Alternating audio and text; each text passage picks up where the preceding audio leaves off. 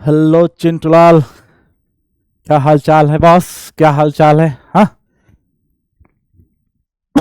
वक्फा energy तक आपका PYQ का सेशन हो चुका है। आई होप आप अटेम्प्ट भी कर चुके होंगे और वीडियो के थ्रू आपका सोल्यूशन भी हो चुका होगा। ठीक है, ठीक है, बहुत बढ़िया बात है। अब इस पार्टिकुलर से सेशन में अपन सेंटर ऑफ मास के सारे क्वेश्चंस के बारे में बात करेंगे। ठीक है, सेंटर ऑफ मास के सारे क्वेश्चंस के बारे में बात करेंगे और सोल्व किया जाएगा इसे। क्लियर बात? समझ आ रहा? सोल्व किया जाएगा इसे, ठीक है, ताकि थोड़ा सा कॉन्फिडेंस बिल्डअप हो और तुम एनएससीजेएस में धुआं धुआं कर सको। ठीक है, आज का टॉपिक है अपना क्या? NSAP discussion of PYQ.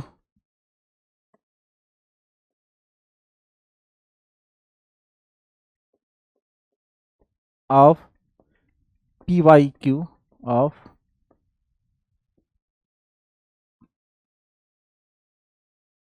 क्या? चैप्टर चैप्टर नेम क्या है? चैप्टर नेम है centre of mass. Centre of मास। ये बात सबको समझ में आ रही है? बात सबको समझ में आ रही है? हाँ, आगे चले, आगे चले, शुरुआत किया जाए। क्या तैयार हो तुम? क्या पूरी तरीके से तैयार हो तुम? हाँ। पूरे तरीके से तैयार हो? मैं क्वेश्चन नंबर 1 से स्टार्ट करता हूं। क्वेश्चन नंबर 1 क्या बोल रहा है? A ball dropped on a ground from height of 1 meter rises to a height of 25 meter from on rebounds when down from the same of height with velocity of 2 meter per second it would rise up to। अगर drop किया गया तो कितना height को rise कर रहा हो? 1 metre. Clear बात? तो अगर 2 मीटर पर सेकंड का वेलोसिटी दिया गया तब कितना का राइज करेगा? ये पूछा गया हमसे। बहुत आसान सा क्वेश्चन है। क्या ही पूछा गया, क्या ही पूछा गया भाई। जब ये ड्रॉप किया गया है, ये 1 मीटर हाइट से छोड़ा गया, 1 मीटर हाइट से छोड़ा गया, तो 75 सेंटीमीटर हाइट का रिबाउंस हुआ है। सॉरी, मैं थोड़ा सा गलत स्टेटमेंट दे दिया उसका, क्वेश्चन का। ठीक है, मैंने बोला कि भाई ये ग्राउंड है अपना, यहाँ किसी वन मीटर हाइट से ऑब्जेक्ट को यहाँ से रिलीज किया गया 1 मीटर हाइट से। तो ये जो बॉल है, बॉल 1 मीटर हाइट से नीचे आई, यहाँ पे वेलोसिटी कितना होगा? यहाँ का वेलोसिटी निकालो, और फिर कोफिशिएंट ऑफ रेस्ट्रिक्शन से बाउंसिंग बैक का वेलोसिटी आएगा, वहां से अपना कोफिशिएंट ऑफ रेस्ट्रिक्शन आ जाएगा। ठीक है, चलिए, ये वेलोसिटी कितना होगा? वेलोसिटी ऑफ अप्रोच की बात करें तो under root of 2 into ji into H, under root of 2 into ji into H, तो 2 into 10 into 1 root 20 velocity of approach आएगा। वेलोसिटी ऑफ सेपारेशन कितना होगा मेरा भाई? वेलोसिटी ऑफ सेपारेशन कितना होगा? तो वेलोसिटी ऑफ सेपारेशन जो है, वेलोसिटी ऑफ सेपारेशन जो है क्या? अंडर रूट ऑफ 2 इंटू, ये जिस वेलोसिटी से मान लो वी डैश से जा रहा है, तो वी डैश का वैल्यू क्या? Under root of 2 into ji into H, जो 75/100 के बराबर होगा। 75/100 के बराबर होगा। That should equal to 2 into 10 into 25 divided by 100। 10 ने 10 को चिर दिया। This is what,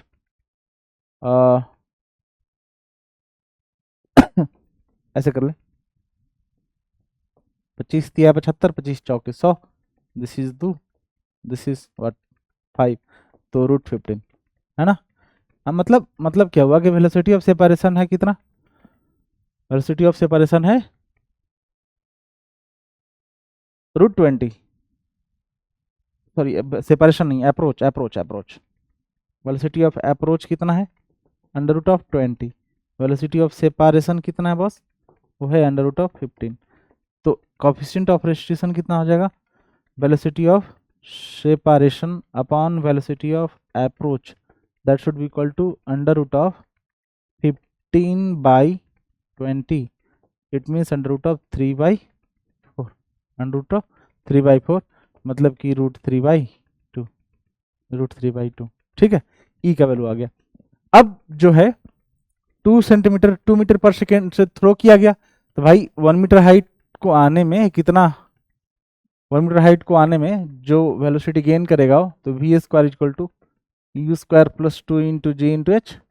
simple question. तो v square should be equal to 2 का square plus 2 into 10 into h का वैल्यू 1 मीटर है, तो v का वैल्यू अंडर रूट ऑफ 24 मीटर आ गया। मतलब यहाँ पे पर सेकेंड, यहाँ पे वेलोसिटी ऑफ अप्रोच का वैल्यू कितना है 24 मीटर पर सेकेंड, और कोफिशिएंट ऑफ रेस्ट्रिक्शन दे रखा है, तो velocity of separation upon velocity of approach जो है वही ई आएगा, और उसका वैल्यू अंडर रूट ऑफ 3/4 है, 3/4 है, उसको 3/2 भी लिख सकते हैं। तो ये अंडर रूट ऑफ 24, सॉरी हम तो ये तो निकालना है ना बॉस, अप्रोच है under root of 24, right. Velocity of separation कितना हो जाएगा भाई, तो under root of 3/4 into velocity of approach root 24, इसको मल्टीप्लाई कर दे अंदर 24, दिस इज व्हाट 6, हाँ 18। वेलोसिटी ऑफ सेपरेशन जो है वो आ गया under root of 18। Now B square by 2g कर दे, तो एच मैक्स कितना जाएगा, ये जब रिबाउंड किया सेकेंड बार रिबाउंड किया, इस टाइम वेलोसिटी v का वैल्यू कितना है रूट ऑफ 18, तो v मैक्स का वैल्यू कितना आएगा h max should be equal to v square by 2 into g, तो v स्क्वायर का वैल्यू कितना आ जाएगा root of 18 to the whole square divide by 2 into g, and this should be equal to 18 divided by 2 into 10, this is equal to 9/10, and what we get here 9/10, that should be equal to 0.9 meter, it should be in meter मेरे लाल, it should be in meter। Clear बात। तो into 100 से multiply करें अगर, तो 90 centimetre में answer दे रखा है, तो 90 सेंटीमीटर इसका आंसर होगा। आई होप आपको ये पॉइंट क्लियर होगा। अगले सवाल की ओर चले। अगला क्वेश्चन क्या है, a ball is dropped onto horizontal surface from height of 36 centimetre, ठीक है। After bouncing several times it comes to a rest covering a total distance of 100 centimetre from measured vertical direction. Clear बात। The percentage loss in kinetic energy after its first impact is, कितना first impact के बाद percentage loss होगा kinetic energy में, हमसे पूछा गया। भाई बढ़िया, कोएफिशिएंट ऑफ रेस्ट्रिक्शन को यूज किया।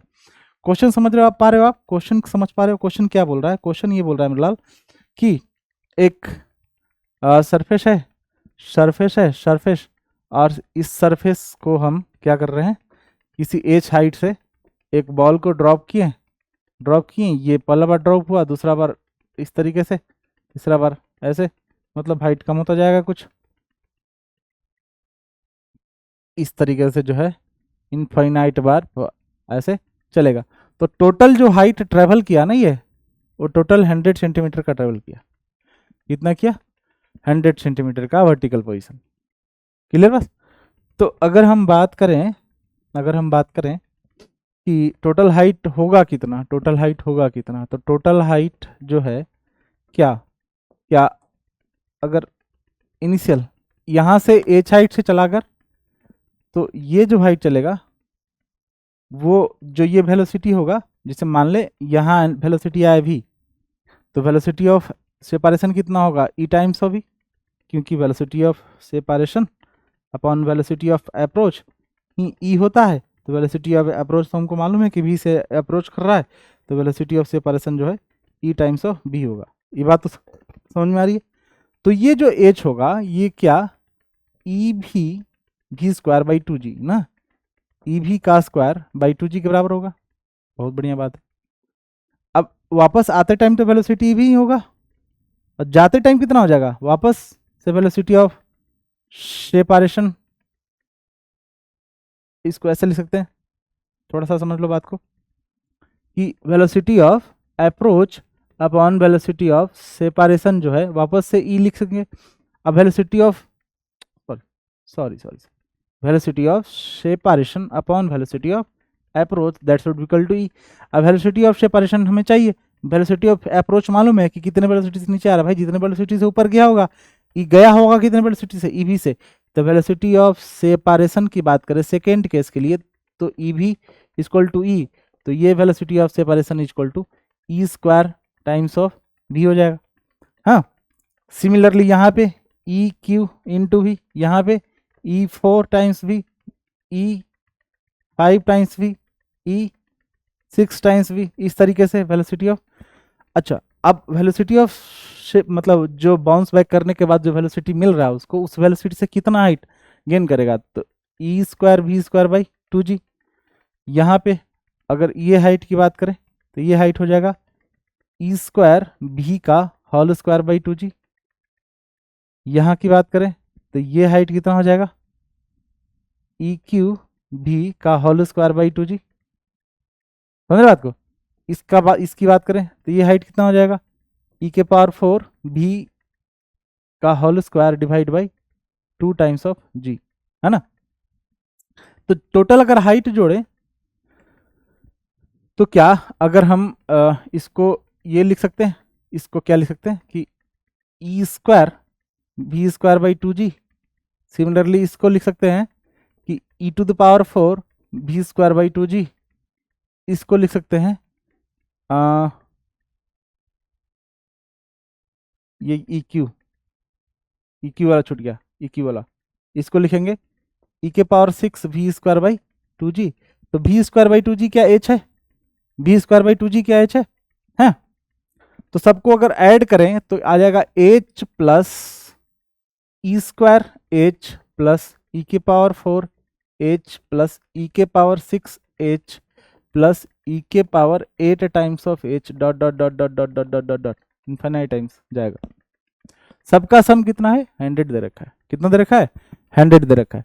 तो आप अगर h कॉमन ले लो चिंटूस, तो क्या 1 प्लस ई स्क्वायर प्लस ई के पावर 4 प्लस ई के पावर 6 प्लस ई के power 8 dot dot dot dot dot dot dot है। ये क्या 100 के बराबर है, 100 के बराबर है, 100 सेंटीमीटर, 100 सेंटीमीटर के बराबर। बिल्कुल सही बात है सर। तो मैं ये बोलूं कि ठीक है, इसका सम कितना होगा, ये क्या ई का वैल्यू ऑलवेज, ई का वैल्यू क्या ऑलवेज लेस देन 1 होता है। तो क्या आर का वैल्यू अगर लेस देन 1 हो तो समेशन ऑफ एपी, एपी जो है एच क्या होगा 1/1 माइनस आर। आर है कितना, ई स्क्वायर, ई स्क्वायर है ना, इतना तुम्हें मालूम होगा 10th क्लास में बेसिक सा एपीजी भी पढ़े होगे आप, हमें पूर्ण विश्वास है। ठीक है, ये 100 सेंटीमीटर के बराबर, तो ये है 36 centimetre, 36 times of 1 by 1 minus of E square is equal to 100। ठीक है, तो 1/1 माइनस ऑफ ई स्क्वायर का वैल्यू क्या 100 डिवाइडेड बाई 36 के बराबर होगा, होगा होगा बिल्कुल होगा। ये आप अगर कट कर लो तो यहाँ से ऐसे लिख सकते हैं कि 1 minus E square is equal to 36 divided by 100, और ई स्क्वायर जो है क्या 1 माइनस 36 डिवाइड बाई 100, तो ई स्क्वायर का वैल्यू क्या 64 डिवाइडेड बाई 100, तो ई का वैल्यू क्या 0.8 आएगा, ई का वैल्यू क्या 0.8 आएगा। हमसे पूछा गया कि कितना एनर्जी में लॉस होगा, percentage loss in kinetic energy after the first impact. तो भाई कितना लॉस हुआ, यहाँ जो वेलोसिटी गेन किया वो उससे कितना एनर्जी मिल पाया इसको, ये एच डैश जो ये काइनेटिक एनर्जी गेन किया होगा यहाँ पे ये अपने पोटेंशियल एनर्जी के बराबर गेन किया होगा, है ना। अब ये जो काइनेटिक एनर्जी यहाँ पे जाते टाइम गेन किया होगा वो यहाँ पे पोटेंशियल एनर्जी के बराबर गेन किया होगा। तो आप ये देख लो ना कि क्या एच डैश का वैल्यू कितना है, एच डैश का वैल्यू जो है ई स्क्वायर टाइम्स ऑफ एच है ना। तो दोनों का अगर लॉ चेंज निकालेंगे तो कितना आ जाएगा एच माइनस ई square h upon h into 100, मतलब एम जी एच, यहाँ भी एम जी एच करेंगे क्योंकि पोटेंशियल एनर्जी है ना। तो एम जी तो कट गया, एच कट गया, तो 1 minus E square 1 minus E square, क्या जाएगा 1 minus of E square into 100। तो ये जो है ई स्क्वायर का वैल्यू मालूम है 64/100 है, तो 1 माइनस 64/100 करेंगे इंटू 100 करेंगे आप, तो आ जाएगा 36% के आसपास। तो percentage loss in kinetic energy कितना आएगा, परसेंटेज 36/100। बात समझ में आ रहा? ये क्वेश्चन समझ में आया सबको?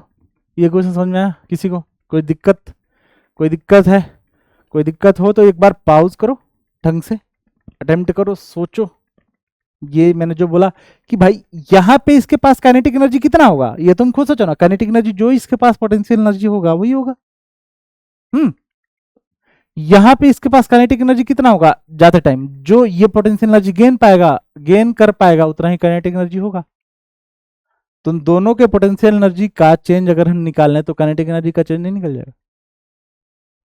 अगर तुमको वेलोसिटी मास ऐसे करके कुछ निकालना है तो इसमें निकाल सकते हो, बट थोड़ा जल्दी करना है तो ऐसे कर लेंगे। ठीक है, बात समझ में आ गई? हाँ, क्वेश्चन नंबर आगे बढ़ा जाए। अगला सवाल क्या है? अगला सवाल है 4 point masses are placed in a plane so that their centre of mass is at 1,1, 3 of them are of mass m, each are placed at 0,0, 2,0 and 0,2, respectively. The fourth point of mass 2m is displaced from its initial position such that the center of mass of the system move to 2,1. Then the displacement of the fourth point mass is, fourth point mass का displacement क्या होगा, ये हमसे पूछा गया है। 3 मास, तीनों का दे रखा है ना, ताकि इसका सेंटर, 3 मास दे रखा है, 3 का सेंटर ऑफ मास हमें मालूम है 0,0, 2,0, 0,2, और the fourth point mass 2m is placed from its initial position such that the center of mass of the system moves to 2,1. then the displacement of the fourth point mass is, ये हमसे पूछा है कितना मास, कितना displacement होगा fourth point mass का। ठीक है, बात समझ में आ रहा? कैसे करेंगे? सिंपल सा इक्वेशन यूज करेंगे। कौन सा भाई? इक्वेशन मतलब सेंटर ऑफ मास कैलकुलेशन का कॉन्सेप्ट यूज करेंगे। इक्वेशन क्या है? इक्वेशन कुछ नहीं होता। हाँ ठीक है, चलिए आइए, हमने मान लिया कि चौथा मास जो है वो भी x, y पे है।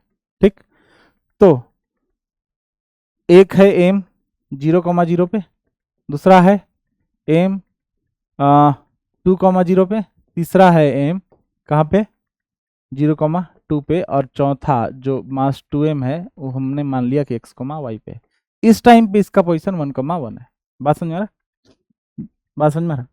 ठीक है, ओके, मैंने ऐसा किया, इसका सेंटर ऑफ मास निकाल लिया। ठीक है, तो m into 0 plus 2 into m plus 0 plus 2m x upon m plus m plus m plus 2m, 3m plus 2m 5m, ये इसका वैल्यू कितना होगा 1 के बराबर। This should be equal to 1, right? तो 2m plus 2m x, 2m plus 2m x divided by 5m का value कितना है बेटा 1 के बराबर है। ठीक है, m ने m को चिर दिया, m ने m को चिर दिया, तो 2 प्लस 2 ऑफ x जो है ये 5 के बराबर आ गया। तो x का वैल्यू यहाँ से 5 माइनस 2 बाई 2 दैट इज 3/2, मतलब x ऑर्डिनेट ऑफ 2m मास कहाँ रखा हुआ है 3/2 पे रखा हुआ है। ठीक है, कहाँ रखा हुआ है 3/2 पे। y कोऑर्डिनेट भी निकाल सकते हैं ऐसे ही, y कोऑर्डिनेट भी निकाल सकते हैं। y कोऑर्डिनेट कैसे निकालेंगे? m into 0 plus m into 0 plus 2m plus 2m y upon 5 that is equal to 1, ये कैंसिल, तो 5m है ना। तो 5m जो है 2m प्लस 2m y जो है ये 5m के बराबर होगा।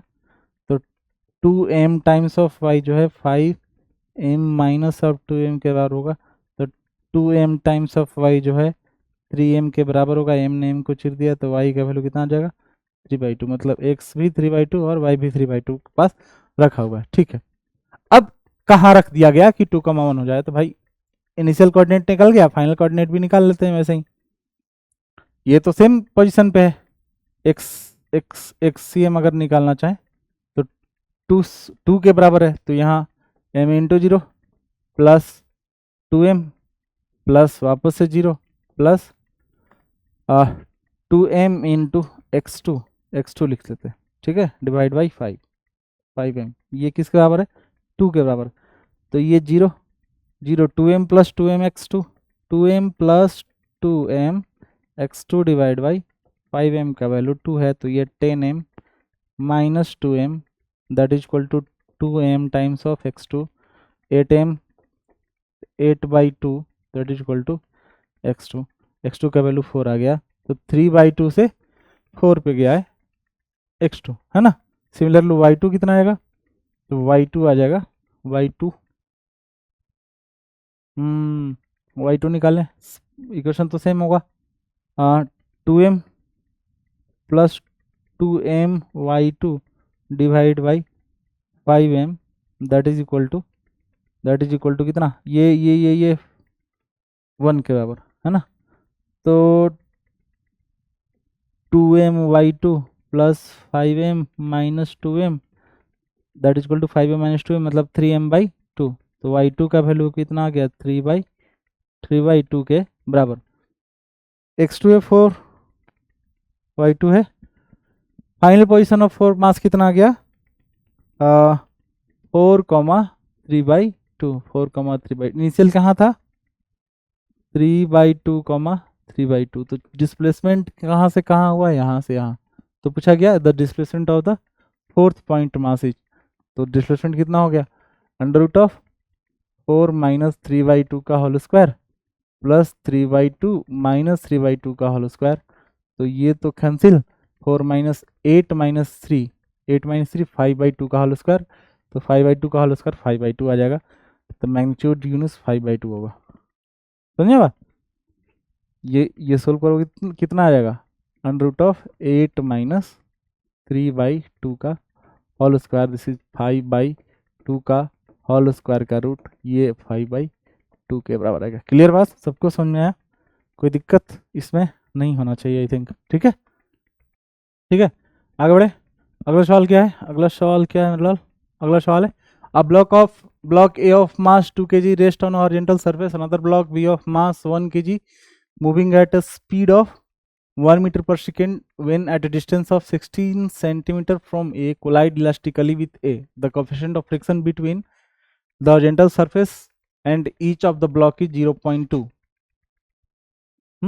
The coefficient of surface क्या है 0.2 दे रखा है दोनों ब्लॉक और उसके बीच का, ठीक है। तो पहले फिगराइज करते हैं थोड़ा सा, है ना, क्वेश्चंस को ऐसे करके एनालाइज करते हैं, राइट।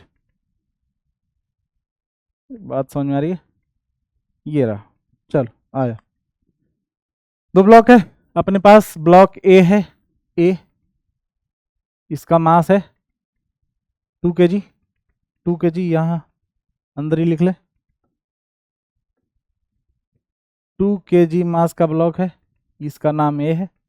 एक ब्लॉक बी है, बी जिसका मास कितना है 1 kg है, अंदर block B of mass 1 kg, ये मास है 1 kg इसका, अच्छा, moving with speed of 1 metre per second at a distance of 16 centimetre from A. अच्छा, मतलब ये इधर चल रहा है, तो थोड़ा सा अपन को सुविधाजनक होने के लिए मैं बी को इधर बनाऊंगा, इसका मास 1 kg है, ठीक है, और ए को यहाँ बनाऊंगा जो कि रेस्ट पर है, अब इसका मास है 2 kg और ये ब्लॉक है ए अपना, ठीक है।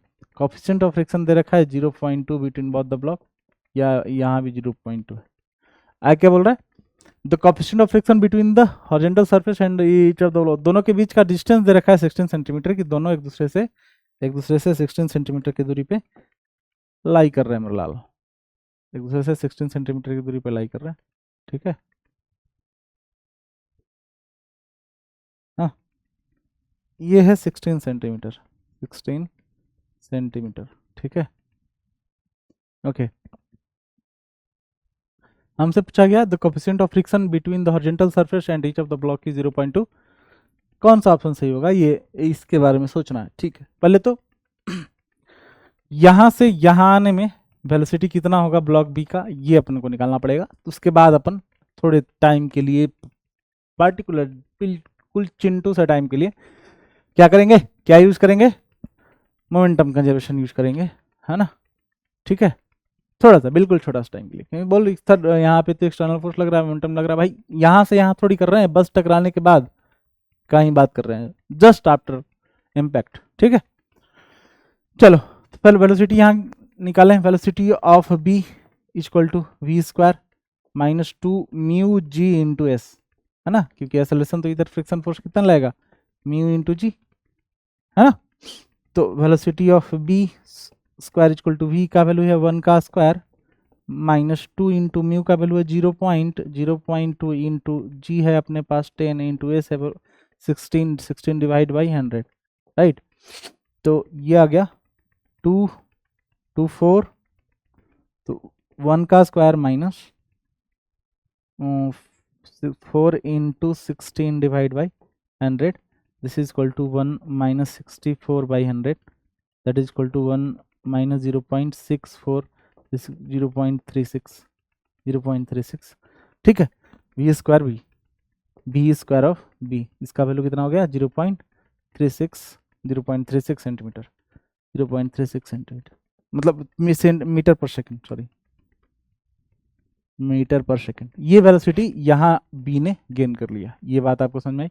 अब जैसे ही टकराएगा तो टकराने से पहले का मोमेंटम, टकराने के बाद जस्ट आफ्टर इम्पैक्ट, टकराने के जस्ट पहले, टकराने के जस्ट बाद का हम मोमेंटम कंजर्वेशन यूज कर सकते हैं, क्योंकि उस टाइम पे फ्रिक्शन बहुत बड़ा इम्पैक्ट नहीं करेगा। ठीक है, ठीक है, ओके। तो मोमेंटम कंजर्व करें,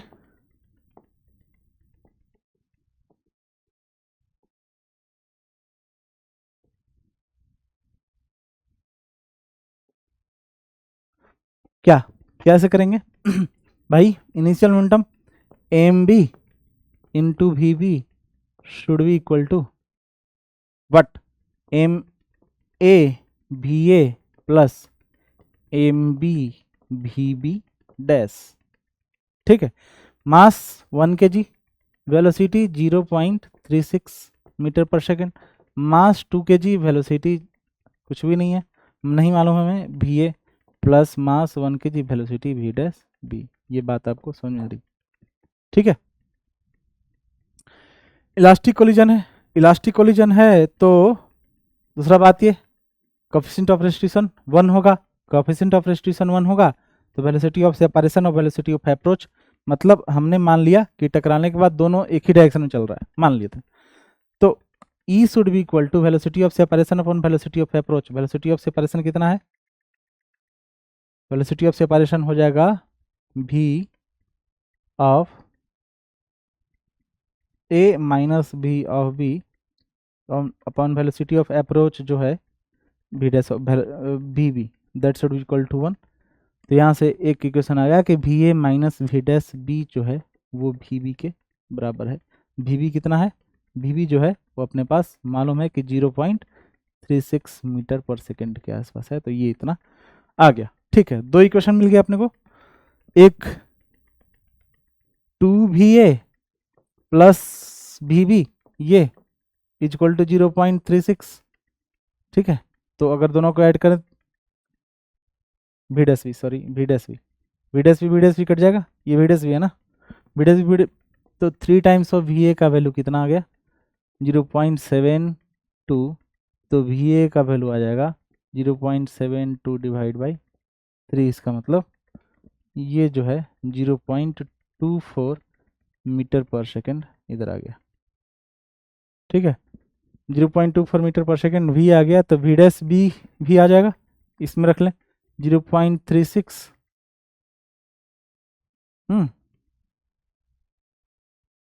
minus 2 into 0.24 that is equal to v dash of b. तो point of 36 minus point of 48, ये लगभग minus of 0.12 equal to v dash of b के बराबर होगा। ये बात आपको समझ में आ रही है? वी डैश ऑफ बी के बराबर होगा, ठीक है। वी डैश बी आ गया, वेलोसिटी ऑफ ए आ गया। अब दोनों मतलब हमने पॉजिटिव माना था पर निगेटिव आएगा, मतलब वी डैश बी टकराने के बाद इधर चलने लगेगा, वी बी टकराने के बाद इधर चलने लगेगा। इधर कितने वेलोसिटी चलेगा भाई? इधर कितने वेलोसिटी चलेगा? ये बात आपको समझ में आ रहा? इधर कितने वेलोसिटी चलेगा इस डायरेक्शन में हमने निकाल लिया कि 0.12 मीटर पर सेकेंड के स्पीड से। और इधर कितने वेलोसिटी चलेगा? इधर चलेगा कुछ 0.36 हाँ 0.24 मीटर पर सेकेंड से। तो ये जीरो कब होगा? ये जीरो होगा, फाइनल जीरो हो जाएगा। S equal to we square by 2 times of a. तो वी स्क्वायर तो है कितना, क्या लिख सकते हैं, 0.24 का whole square divide by 2 into a. What is the value of 2? What is the value of a? Mu into g, mu into g. तो म्यू तो 0.2 है, तो 0.2 इंटू 10 मतलब ये आ जाएगा टोटल 2। तो इसको हम डायरेक्ट लिख सकते हैं कि 2 इंटू 2, है ना, 2 इंटू 2। तो S1 जो है इसको हम 0.24 इंटू 0.24 डिवाइडेड बाई 4 इंटू 100 कर दें अगर, तो ये कैंसिल, 6 24 छक S1 का वैल्यू 144 144 डिवाइड बाई 100 इंटू 100, ये 1.44 इंटू 10⁻⁻2 इतना इंटू 100 से मल्टीप्लाई करें अगर तो ये कट जाएगा। तो ये इतना सेंटीमीटर आ जाएगा, 1.44 सेंटीमीटर, 1.44 सेंटीमीटर। और उसे यूज करेंगे आप 0.12, इसका डिस्प्लेसमेंट कितना आएगा? Displacement of V dash B, तो S dash B equal to आ जाएगा वी डैश बी का whole square divide by 2 into a mu into G. मतलब वी डैश बी कितना है? 0.12 का whole square divide by 2 into 0.2 into 10, मतलब इसको अपन 2 लिख सकते हैं, तो ये 4 हो गया। तो 0.12 इंटू 0.12 डिवाइड बाई 4, ठीक है, इंटू 100 इंटू 100 इंटू 100, है ना, 100 कैंसिल, दिस इज 4 3 और 36 डिवाइड बाई 100 मतलब 0.36। दोनों को आप ऐड करोगे तो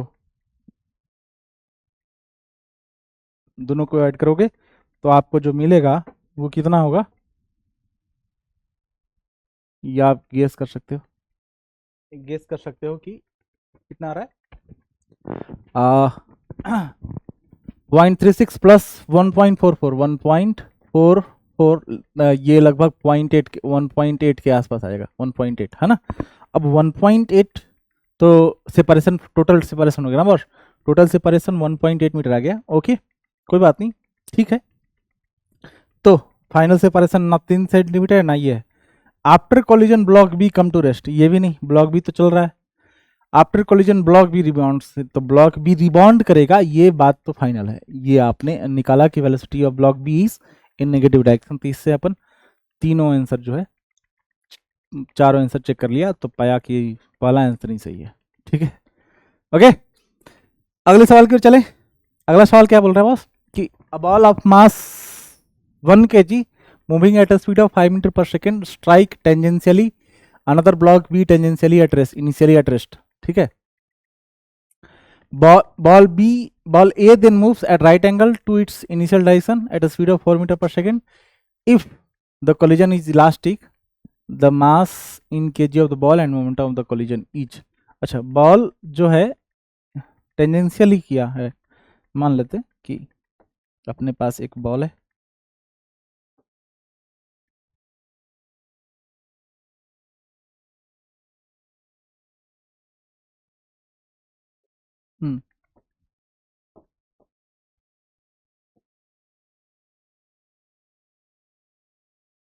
ठीक है, ओके।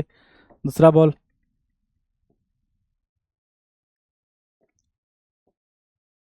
है ना। अब ये जो है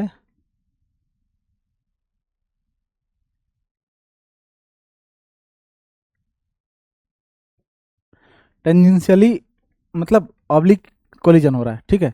मतलब इसका लाइन ऑफ मोशन ये है अगर, और ये इसके साथ कोलाइड कर रहा है, इसके साथ अगर ये कोलाइड कर रहा है तो ये कुछ इस तरीके से होगा, ऐसे ऐसे हो, ठीक है। इस तरीके से कोलाइड किया, कोलाइड करने के बाद ये खुद अपने लाइन ऑफ मोशन के परपेंडिकुलर चला गया, ठीक है। अपने लाइन ऑफ मोशन के परपेंडिकुलर चला गया, या आप ऐसे कर सकते हो थोड़ा सा विजुलाइज करने के लिए कि इसका लाइन ऑफ मोशन ये ना हो करके ये हो जाए, कौन सा, ये, ठीक है। ऐसे अगर ये टकराया, यहाँ से टकराने के बाद ये इस तरीके से मुड़ जाए और ये जो है इधर चला जाए, तो ये इनिशियल वेलोसिटी कंपोनेंट इसके अलोंग जो मोमेंटम था वो इनिशियल जितना था फाइनल भी उतना ही रहेगा, क्योंकि ये तो 90 डिग्री हो गया, और इसका एक कंपोनेंट ये जो इसके बैलेंस करेगा, एक कंपोनेंट ये, क्योंकि इस डायरेक्शन में, इसके परपेंडिकुलर डायरेक्शन में कोई इनिशियल मोमेंटम नहीं था, तो बाद में टकराने के बाद में भी कोई मोमेंटम नहीं रहेगा, बस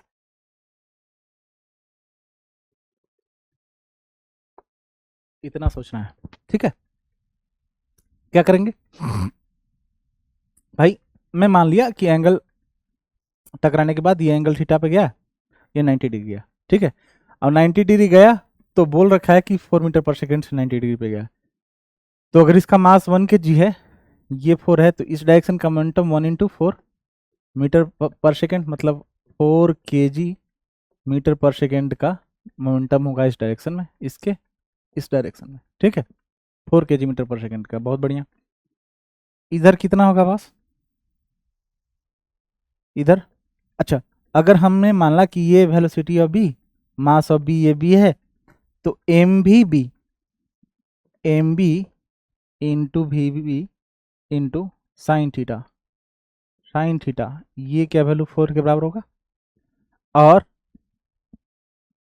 ये component M B V B cos theta, ये क्या वैल्यू 5 के बराबर होगा,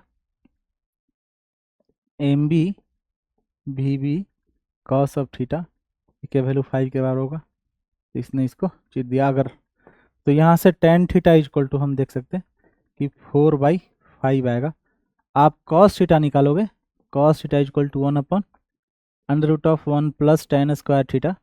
आप बेसिक से पढ़ चुके हो ट्रिग्नोमेट्री, आई थिंक ये सब तो आता ही होगा, ऐसे कैसे सोच भी कैसे सकते हैं एनएससीपी की तैयारी करने के लिए, है ना, कि कॉस थीटा का value 1 upon tan square under root of 1 plus tan square theta कैसे होगा, ये सोच भी नहीं सकते। चलो, तो ये अगर सोल्व करोगे आप मेरे लाल, तो 5 अंडर रूट ऑफ 41, ये आपको कॉस थीटा का वैल्यू आ गया, ठीक है। सिमिलरली अगर साइन थीटा निकालना चाहो तो साइन थीटा निकाल सकते हैं, खैर जब वो साइन थीटा चाहिए होगा तो हम निकालेंगे, ठीक है।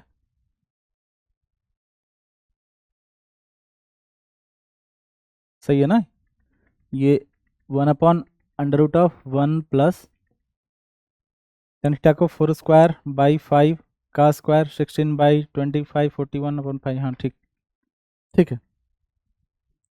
ये वैल्यू तो समझ में आ गई, कॉस थीटा का वैल्यू आ गया, ओके। तो एम भी इंटू वी बी का वैल्यू आ जाएगा, एम भी इंटू वी बी, एम भी इंटू वी बी जो है वो क्या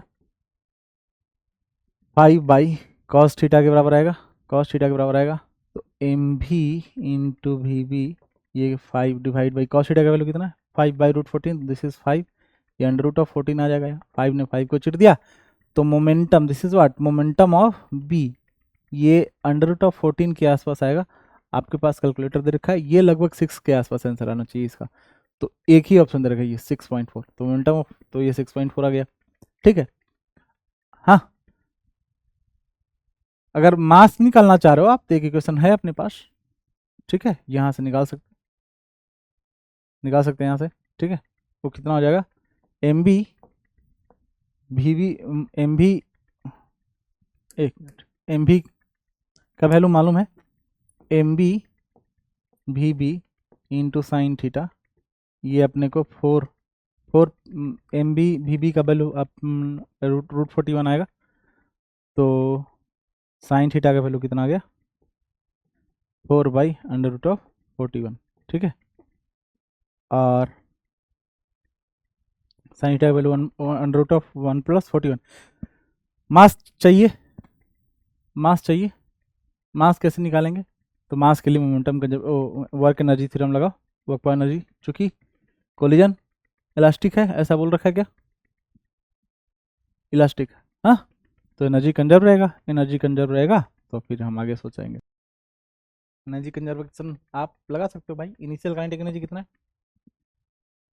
हाँ, initial energy work energy theorem, half mass of block, this का मास कितना है 1 kg, 1 × 5 का square, that is equal to final energy half of 1 × 4 का स्क्वायर प्लस, इसका मास नहीं मालूम है तो हम काइनेटिक एनर्जी को लिख सकते हैं p²/2m, मोमेंटम मालूम है √41, तो यहाँ से 25/2 minus 16/2 equal to p² 41 divide by 2 × m, तो 25 - 16 9/2, तो यहाँ से आपको मास आ जाएगा 9/2 equal to 41 divided by 2 times of m, 2 ने 2 को चिर दिया, तो यहाँ से मास कितना आ गया 41 divide by 9, this is 4 point something, 4 point what 5, 4.6 के आसपास, 4.5 फिर से 5, तो 4.56 के आसपास, 4.6 दे रखा है, आंसर सी ही आसपास है, कैलकुलेटर आएगा आप यूज कर लेना, अप्रोक्सीमेट आंसर आ जाएगा। क्लियर बात, क्या सबको समझ में आ रही है, हाँ जी, हाँ, जोश नहीं दिख रहा, हाँ जी, आगे इस सवाल की ओर चले, अगले क्वेश्चन की ओर, क्या बोल रहा है बॉस, अच्छा क्वेश्चन है, sphere of radius r made of a styrofoam has a cavity of radius r/2 ना, the center of cavity is situated at distance of r/2 from the center of the styrofoam sphere, the cavity is filled with a solid material, of density 5 times that of the styrofoam. Now the center of mass is seen to be located at distance x from the center of a styrofoam sphere, therefore x का value क्या होगा, ये हमसे पूछा गया है कि स्टाइरोफॉर्म पहले क्या गया वो समझते हैं ना, कुछ इस तरह से किया गया दगेबाजी, इसके बड़े स्फीयर को काट करके इसके भाग का हिस्सा निकाल लिया गया, सोचो कितना दुख दर्द हो रहा होगा इसको, हाँ, ठीक है। और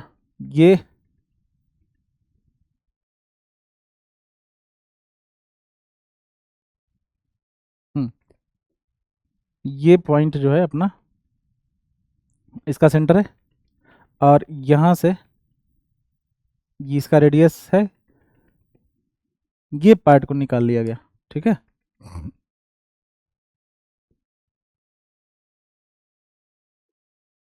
थोड़ा फिगर सही से बना ले, नहीं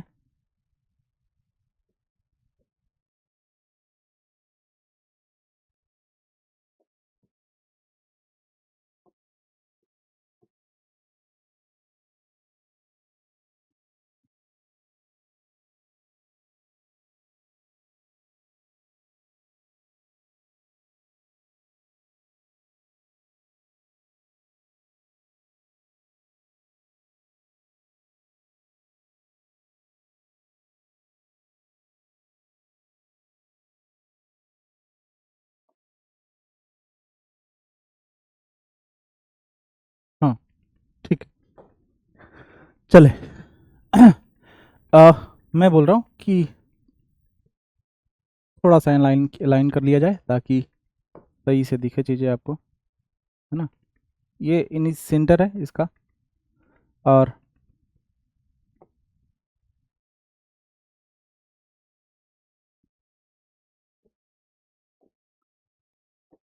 ये ये एक्सिस है, ठीक। यहाँ से काट के निकाल लिया गया बस, काट के निकाल लिया गया, और जो है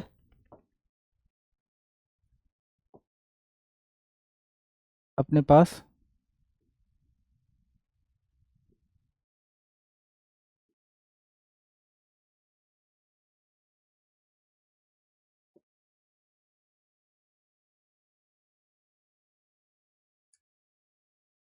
ऐसा ही रहना है, ज़्यादा फैंसी करने में दिक्कत हो जाएगा, ठीक।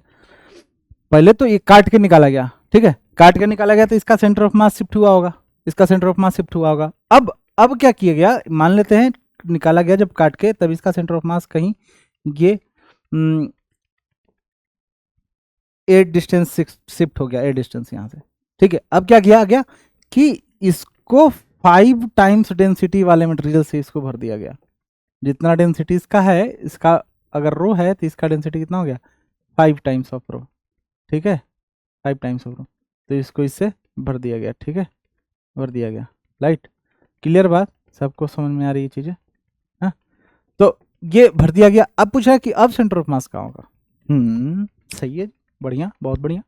तो सबसे पहले तो हमें निकालना पड़ेगा, थोड़ा सा क्वेश्चन अप्रोच है ना, वो अजीब सा है, मैं करने की कोशिश कर रहा हूँ। आ जाओ, आप तुम भी करो पहले हमारे साथ, पहले स्क्रीन पॉज करो और खुद से करो, खुद से करो। ओह, एक तो सीधा लाइन नहीं बनता भाई, क्या ही है ये। ठीक है, चलो, नहीं बनेगा तो तुम्हारे लिए बहुत उपाय है, मैं बना लूँगा, ठीक है। आगे बढ़ते हैं भाई। जब ये इसका डेंसिटी रो है, इसका 5 रो है, इनिशियली तो इसका भी रो था, है ना। तो पहले इसको काटने के बाद कहाँ सेंटर ऑफ मास हुआ, पहले हमको वो निकालना पड़ेगा। पहले हम वो निकाल लें, पहले वो निकाल लें, खुश हो सब लोग, हाँ, वो पहले वो निकालते हैं, ठीक है। तो इसका डेंसिटी रो, इसका भी रो था भाई, इसका मास अगर इसका मास किसका, इसका मास m है, तो इसका मास m/8 होगा, अगर डेंसिटी सेम होगा तो m into 0 minus m into m/8 into r/2 divide by m minus m/8, this is what, minus of m r/16 divide by 7m/8, m ने m को चिर दिया, this is equal to minus of r/16 into 8/7, तो minus of r/14, मतलब ये minus r/14, a का value कितना है, माइनस ऑफ r/14 के बराबर। ये बात समझ में आ गई आपको, ये बात समझ में आ गया। अब क्या किया, पहले ये फिल नहीं था, पहले ये फिल्ड नहीं था, अब फिल किया गया इसको, अब फिल किया गया। फिल कैसे किया गया, इसमें बहुत हाई डेंसिटी के मटेरियल को भर दिया गया, बहुत हाई डेंसिटी के मटेरियल को भर दिया गया, ठीक है।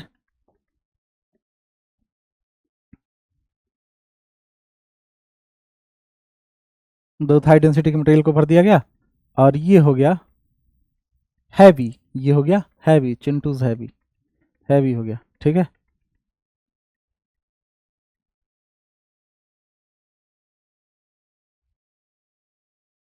हाँ, ठीक, चलो आगे बढ़े। इसको भर दिया गया भाई, ऐसे ही भर लेते हैं यार, ऐसे ही भर लेते हैं ना, ऐसे ही भर लेते हैं। इसको मान ले तो कि ये 5 रो है, 5 रो है। अब अब क्या करें, इसका डेंसिटी, हम इसका सेंटर ऑफ मास निकालेंगे, चल ठीक। भरने से पहले सेंटर ऑफ मास यहाँ था, हम ऑरिजिन से निकाल रहे हैं, चलो। इसका मास बचा कितना था, m/8, है ना। अब देखो, अब देख भाई, m/7m/8, 7m/8, है ना। और ये वॉल्यूम है कितना, ये वॉल्यूम है 4/3 times of pi into r/2 का होल क्यूब, तो यह आ जाएगा 4/3 पाई r/8, है ना। अब 4/3 पाई r/8 इंटू 5 से मल्टीप्लाई करेंगे, 5 रो से, तो इंटू 5 टाइम्स ऑफ रो, तो रो इंटू दिस, तो m आ गया, तो 5m/8 आ जाएगा ना ये, दिस इज 5m/8, अब वो आ जाएगा 7m/8, अलग अलग मास दोनों का आ गया, ठीक है। एक इसका मास 5m/8 और इसका मास 7m/8, इसका मास 5m/8, क्लियर बात। अब दोनों का सेंटर ऑफ मास निकाल लेते हैं, है ना। तो 7m/8 इंटू डिस्टेंस कितना है, minus of r/14, r/14 plus 5m/8 into distance कितना है यहाँ से सेंटर पे, r/2 पे, r/2 पे divide by 7m/8 plus 5m/8 के बराबर, ठीक है। तो ये आ जाएगा, ये आ जाएगा, कितना आ जाएगा, 7 minus of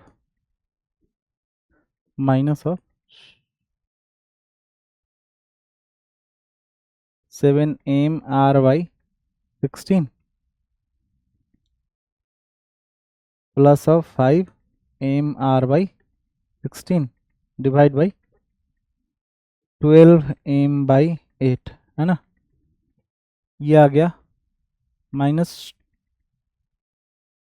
2mr/16 minus 2mr/16 into 8 divide by 12 times of m।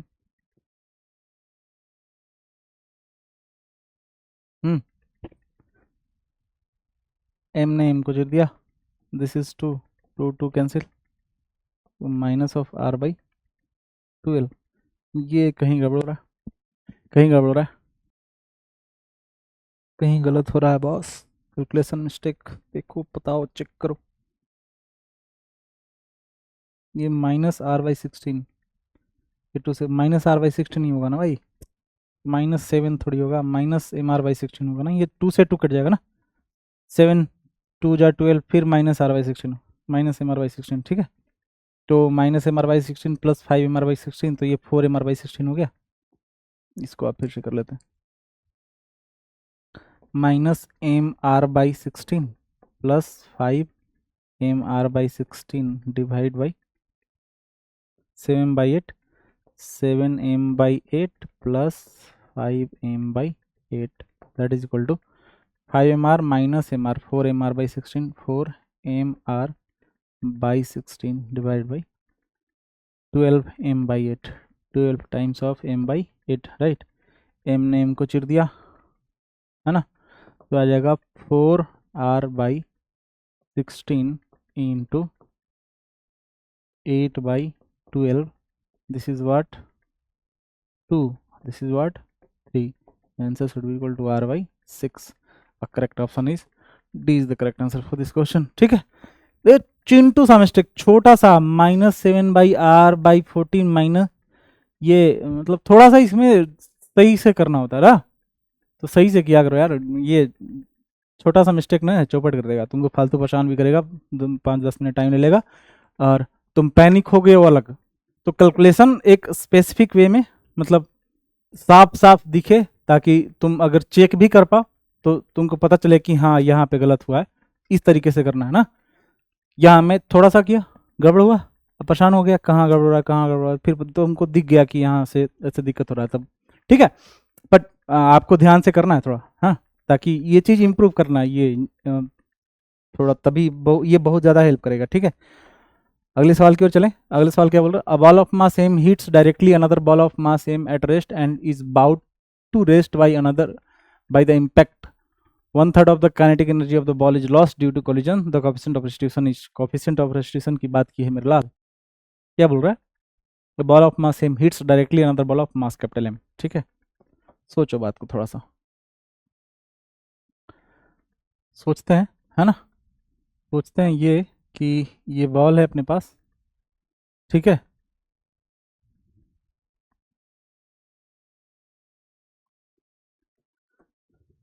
ये बॉल है,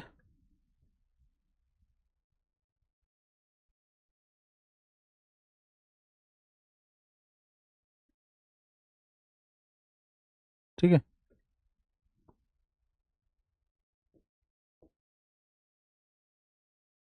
ये बॉल है अपने पास, ये बॉल ए है, ठीक, ए है, ए।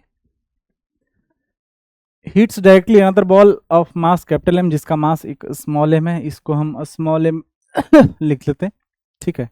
एक और बॉल है जिसका मास कैपिटल एम है, कैपिटल एम, ठीक। रेस्ट पे, about to rest by the impact, 1/3 of the kinetic energy of ball is lost to collision. अब टकराने के बाद ये रेस्ट पे आ जाता है, ये आगे चलता है, ठीक है, पर काइनेटिक एनर्जी का लॉस हो रहा है, 1/3 of the kinetic energy loss हो रहा है, ठीक है। तो मान लेते हैं ये भी से चल रहा है, अभी भी से चल रहा है, तो मोमेंटम कंजर्व अगर करे तो M times of V that is equal to टकराने के बाद कैपिटल एम टाइम्स ऑफ भी होगा, है ना। कैपिटल एम टाइम्स ऑफ भी, अगर ये ए है इसको अपन बी मान लें, तो capital M times of B भी, बी और भी बी, ठीक है, एम ए भी, या M1 M2 अगर लेकर के चलो आप, तो M1 M2 ज़्यादा सी, ज़्यादा बार बार लिखना नहीं पड़ेगा, M1 भी equal to M2 times of V2, ठीक, क्योंकि ये रेस्ट हो रहा है ना। अब इस इम्पैक्ट में 1/3 ऑफ इसका काइनेटिक एनर्जी लॉस हुआ, तो काइनेटिक एनर्जी लॉस हुआ तो टोटल काइनेटिक एनर्जी, मतलब इनिशियल जो काइनेटिक एनर्जी था हाफ एम भी स्क्वायर माइनस फाइनल जो काइनेटिक एनर्जी है half capital M into V2 का स्क्वायर, इसको M2 लिख ले, ये जो है 1/3 times of initial kinetic half M B square के बराबर होगा। बात समझ में आ रहा, तो ये हाफ एम भी स्क्वायर, सबको इधर लेके आ जाए, माइनस हाफ 1/2 इंटू 3 1/6 एम भी स्क्वायर, ये जो है हाफ M2 इंटू V2 के स्क्वायर के बराबर होगा, ठीक है। ये 6 अगर एलसीएम ले ले, 3 माइनस 1 4 एम भी स्क्वायर जो है 1/2 M2 इंटू V2 के स्क्वायर के बराबर होगा, ये हो जाएगा 2/3 टाइम्स ऑफ एम भी square equal to 1/2 times of M2 into V2 के स्क्वायर के बराबर होगा, ठीक है।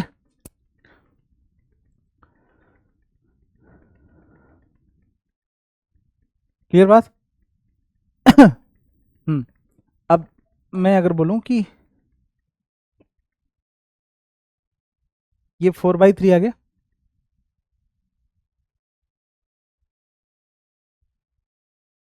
एक मिनट, 3 माइनस 1, ये कैलकुलेशन बाबा, कैलकुलेशन, ये 6 एलसीएम लेंगे, 3 माइनस 1 2 होगा ना भाई, 2/6 3 हो जाएगा ना, तो 1/3 एम भी स्क्वायर आ जाएगा, ये मतलब ये 1/3 एम भी स्क्वायर आएगा, तो इसका वैल्यू आ जाएगा बॉस कि 2/3 times of 2/3 times of M भी square that is equal to M2 into V2 के स्क्वायर के बराबर होगा, ठीक है। M2 इंटू V2 के स्क्वायर के बराबर, ये M1, तो वेलोसिटी, अगर हम वेलोसिटी ऑफ सेपरेशन की बात, कोएफिशिएंट ऑफ रेस्टिट्यूशन की बात करें तो V2/V1 होगा, क्योंकि V2 he velocity of separation है, टकराने के बाद ये V2 से चलने लगा और ये ऑब्जेक्ट जो है रेस्ट पे होने के हो गया, तो V2/V1, तो E जो है V2/V1 करे, V1 से इधर डिवाइड कर दे तो आ जाएगा, यहाँ से अगर तुम करोगे तो V2/V1 का होल स्क्वायर जो है वो किसके बराबर आएगा, 2/3 times of 2/3 times of M1/M2, M1/M2 के बराबर, ठीक है। तो V2/V1 है ना, V2/V1 का होल स्क्वायर है ना ये, तो ये V2/V1 कितना आ जाएगा, under root of M1/M2, under root of M1/M2, ठीक है। तो V2/V1 ई है, तो ई इज इक्वल टू हम लिखेंगे under root of 2/3 into M1/M2, M1/M2, और V2/V1 यहाँ से अगर लिखें तो V2/V1 वापस से M1/M2, ये V2/V1 के बराबर होगा, तो तुम ये चेक कर पाओगे कि V2 बाई V1 जो है इसको अपन हम लिख सकते हैं कि V2 बाई V1 को M1 बाई M2, हाँ, that is equal to under root of 2/3 times of M1 by M2। अब इसको स्क्वायर कर दें, इसको भी स्क्वायर कर दें, तो आ जाएगा M1 बाई M2 का whole square that is equal to 2/3 into M1 by M2। तो M1 M2 M1 M2 cut जाएगा, तो M1 बाई M2 जो है अपने को 2/3 आया। अब M1 बाई M2 ही जो है वो V1 बाई V2 V के बराबर है और V2 बाई V1 के बराबर है, V1 के बराबर है, और इसी को कोफिशिएंट ऑफ रेस्टिट्यूशन है, V2 by V1 he coefficient of restitution है, तो उसका वैल्यू कितना आ गया 2/3 आ गया। तो इसमें से उसमें, उसमें से इसमें ये कैलकुलेशन यूज करना था, कोई बहुत बड़ा दिमाग लगाने की जरूरत नहीं थी इसमें, ठीक है। आई होप आपको ये चीज़ें क्लियर होगी, है ना। अगले सवाल की ओर चले, अगले सवाल की ओर चले, चला जाए, आदेश है, आज्ञा है, बताइए प्रभु। हाँ जी, अगले सवाल की ओर चलते हैं, ठीक है। क्या है, two particles A and B of equal mass, velocity v equal to 2i cap plus J cap and v equal to minus I cap plus 2j cap. बहुत बढ़िया। The particle moves with acceleration of a minus j b this centre of mass of two particle moves along. भाई centre of mass का हमको path पूछा है, तो path पूछा है तो हम velocity of centre of mass निकालेंगे, acceleration of centre of mass निकालेंगे, दोनों के बीच का एंगल निकाल लेंगे, हमको पता चल जाएगा पैराबोला होगा, स्ट्रेट लाइन होगा, सर्कल चलेगा, किधर चलेगा, क्या होगा क्या नहीं होगा। ठीक है, ठीक है। सबसे पहले velocity of centre of mass निकालते हैं। Velocity of centre of mass should be equal to 2i into mass दोनों का सेम है, तो 2 into M I cap plus -1 into M times of I cap, ठीक है, प्लस जे कैप में m plus 2m times of J cap divided by 2m plus m 3m, 2m plus m 3m, ठीक है। तो velocity of centre mass आप अगर देखोगे तो 2m minus m, m I cap plus 3m J cap divided by 3m, ठीक है, I cap by 3 plus J cap, ये इन मीटर पर सेकंड, ये velocity of centre of mass आया, ठीक है। Acceleration of centre of mass की बात करें मेरे लाल, तो acceleration of centre of mass कितना आएगा, ACM, ACM should be equal to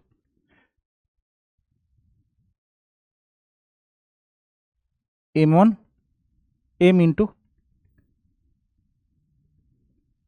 ऐसे लिखें, minus of 4 into m plus minus of 2, इसको -2 -2 इंटू m, ठीक है, I cap plus of minus m J cap plus of 3m J cap divide by 2m, m plus m 2m, m plus m 2m। यहाँ भाई यहाँ भी 2m होगा, 3m नहीं होगा भाई, ये 2m होगा, क्योंकि मास तो 2m है ना, 3m क्यों कर दिया। तुमने बोला भी नहीं, तुम भी चुपचाप देख रहे हो भाई, ये सर बोलेंगे कैसे, रिकॉर्डिंग है ये तो, कोई बात नहीं।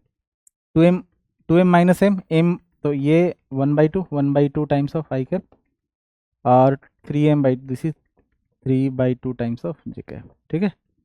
ये कितना आ जाएगा, minus of 4m minus of 2m minus of 6m, तो minus of 3/2 times of I cap और प्लस ऑफ जे कैप, ठीक है, प्लस ऑफ जे कैप, ये होगा।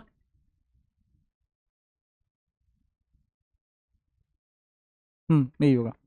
दोनों का डॉट प्रोडक्ट लो, आप डॉट प्रोडक्ट लेकर के देखो कितना आ रहा है, डॉट प्रोडक्ट कितना है, ये 1/2 आएगा, 3m minus m 2m/2 I cap 2m minus m by 2 m minus m 1/2, ये सही है। अगर VCM डॉट ACM ले तो ये 1/2 I cap plus 3/2 times of J cap dot of minus 3/2 times of I cap plus 1/2 times of J cap. तो ये minus of 3/4 plus of 3/4, ये 0 आ गया। तो इसका मतलब दोनों के बीच का एंगल 90 डिग्री है। इसका मतलब velocity of centre of mass और acceleration of centre of mass perpendicular है। तो सेंटर ऑफ मास का जो पाथ होगा वो कैसा होगा? सर्कुलर होगा, सर्कुलर होगा, सर्कुलर होगा। ये सर्वविदित है, सर्वज्ञापी है कि सब लोग जानता है कि velocity of centre of velocity और एक्सेलरेशन के बीच का एंगल अगर 90 डिग्री है तो उस पॉइंट का मतलब उस ऑब्जेक्ट का क्या क्या क्या पाथ पाथ पाथ कैसा होगा, कैसा होगा, कैसा होगा मेरे लाल? सर्कुलर होगा। ठीक है, I hope you got my point till here, right? हाँ जेंडूस, तो अगले सवाल की ओर चला जाए, अगले सवाल की ओर चला जाए। अगला क्वेश्चन क्या है बॉस? अगला क्वेश्चन है अपने पास ये, a ball A and B moving in the same direction collide, the mass of B is P times that of A. Okay, बहुत बढ़िया बात है। Before collision velocity of A is Q times that of B, बहुत अच्छी बात है। After the collision A come to rest if E B the coefficient of restitution, E be the coefficient of restitution, then which of the following conclusion is are correct? कौन सा conclusion correct होगा ये अपने को check करना है, बताना है। ठीक है बेटा भाई, थोड़ा सा जैसे ही क्वेश्चन पढ़े उस क्वेश्चन को पिक्चराइज करो ना, डायग्राम बनाओ, ये लिखो, उसके सारे इंफॉर्मेशन लिखो। तो वो डायग्राम में सारा क्वेश्चन तुमको दिख रहा होगा क्या है, क्या पूछ रहा है ना। बार बार क्वेश्चन पढ़ने की जरूरत नहीं है। सबसे पहले क्या करना है, डायग्राम को मतलब पिक्चराइज करना है क्वेश्चन को। क्वेश्चन पढ़ेंगे, two ball A and B, दो बॉल बना लिया मैं,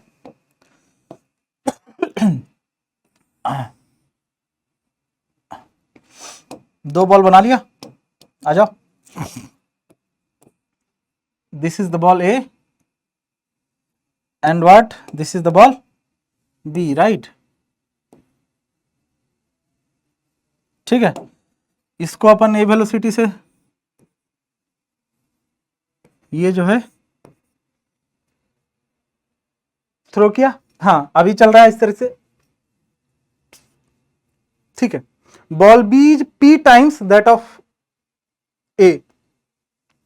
अगर ये ए है, ये अपना बी है बॉल, और इसका मास अगर एम है तो इसका मास कितना होगा चिंटू? इसका मास कितना होगा? इसका मास हो जाएगा अपने पास P times of M, P times of M, या लिख सकते हैं एम इंटू पी। बात समझ में आ रहा? इसका मास हो जाएगा M times of P. Clear? Okay. Before collision the velocity of A was Q times that of B. Before collision, collision के पहले, before collision velocity of A was Q times that of B. A का collision जो है, A का velocity जो है Q times that of B. अगर इसका वेलोसिटी मैं भी मानूं तो इसका वेलोसिटी कितना हो जाएगा? क्यू टाइम्स ऑफ भी। ठीक है, बहुत अच्छी बात है। The mass of B is P times that of A. Before the collision the velocity of A was Q times that of B. After the collision A comes to rest, A collision के बाद rest पे आ गया। If E be the coefficient of restitution, then which of the following conclusion is are correct? कौन सा conclusion correct होगा ये अपने को बताना है। ई की बात कर रहा है। ठीक है, आइए सोचते हैं, विचार करते हैं, समझते हैं। ठीक है, पहले तो मोमेंटम कंजर्व करेंगे, कंजर्व लीनियर मोमेंटम।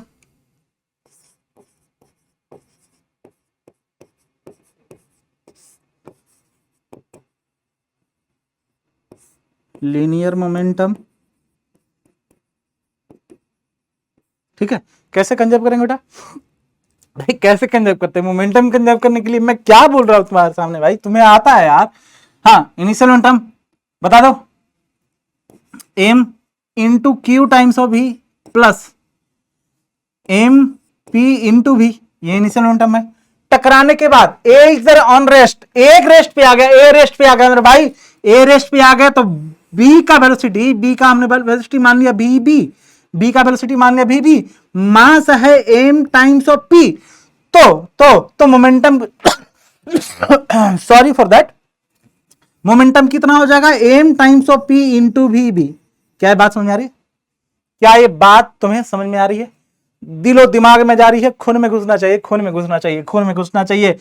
तो M into Q V plus M into P V, that should be equal to M P into B B, M P into B B. M ने एम को M से चीर दिया भी, तो Q V plus P V is equal to P into V B. Okay okay, now now now now now now V common ले लें, तो P plus Q that is equal to P times of V of B। ठीक है, ठीक है। तो भी B by भी कितना हो जाएगा, P plus Q by P जो है ये भी बी बाई भी हो गया। ओके, अब अगर हम बात करते हैं किसकी किसकी कोफिशिएंट ऑफ रेस्टिट्यूशन की, E, तो होता है velocity of separation upon velocity of approach. तो वेलोसिटी ऑफ सेपरेशन कितना होगा, वेलोसिटी ऑफ सेपरेशन होगा मेरे लाल, ये भी से चल रहा है, वो क्यू भी से चल रहा है, तो क्यू भी माइनस भी upon, sorry velocity of separation नहीं, वेलोसिटी ऑफ अप्रोच हो गया। वेलोसिटी ऑफ सेपरेशन जिस वेलोसिटी से बी आगे बढ़ रहा है, बी आगे किस वेलोसिटी से बढ़ रहा है, तो P plus Q by P times of V velocity से भी आगे बढ़ रहा है। ये आपको समझ में आ रहा होगा, आई होप सो। ठीक है, अब वेलोसिटी ऑफ सेपरेशन कितना होगा, वेलोसिटी ऑफ सेपरेशन हमारे पास आ गया। वेलोसिटी ऑफ अप्रोच कितना होगा, कितने वेलोसिटी से इसको अप्रोच कर रहा है, तो क्यू भी माइनस भी, क्यू टाइम्स ऑफ भी माइनस ऑफ भी, तो E का वैल्यू कितना आ गया, E should be equal to भी कॉमन ले लें, Q माइनस ऑफ 1, ठीक है, divided by velocity of separation, this is P plus Q, P plus of Q into भी, P plus of Q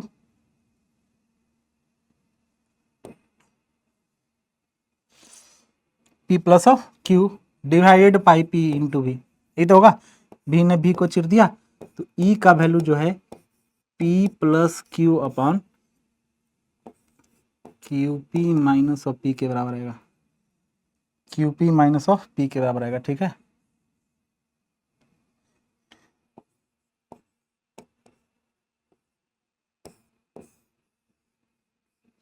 Q P minus of P के बराबर। ठीक है, तो आंसर आपको देखो, ये पहला तो दिख रहा है, ई का वैल्यू इतना आना चाहिए, है ना।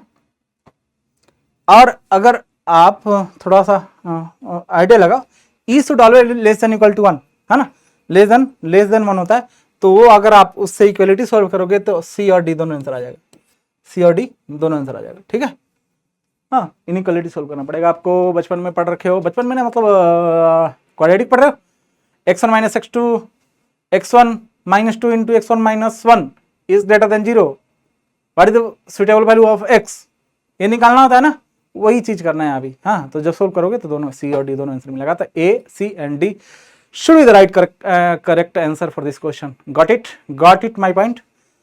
Are you getting my point, my ladle, you are getting my point? Now moving toward the another question. A ball of mass m1 travels horizontally along the x-axis in the positive direction with an initial speed of v naught. It collides with another ball of mass m2 that is originally at rest. After collision, the ball of mass m1 has velocity v1 x I cap plus v1 y j cap, and the ball of mass m2 has velocity v2 x I cap plus v2 y j cap. Identify the correct relationships. Correct relationship बताना है आपको कि कौन सा सही होगा। Okay, travels horizontally, okay, m1 mass जो है हॉरिजॉन्टली ट्रेवल कर रहा है x डायरेक्शन में विथ वेलोसिटी v नॉट, तो momentum p in x, initial momentum, initial कितना होगा बेटा, कितना होगा, वो हो जाएगा m into v naught M into V naught into M into V naught, यही होगा इनिशियल मोमेंटम। अच्छा, फाइनल मोमेंटम की बात करें, अगर फाइनल मोमेंटम की बात करें भाई, तो पी फाइनल कितना होगा, एम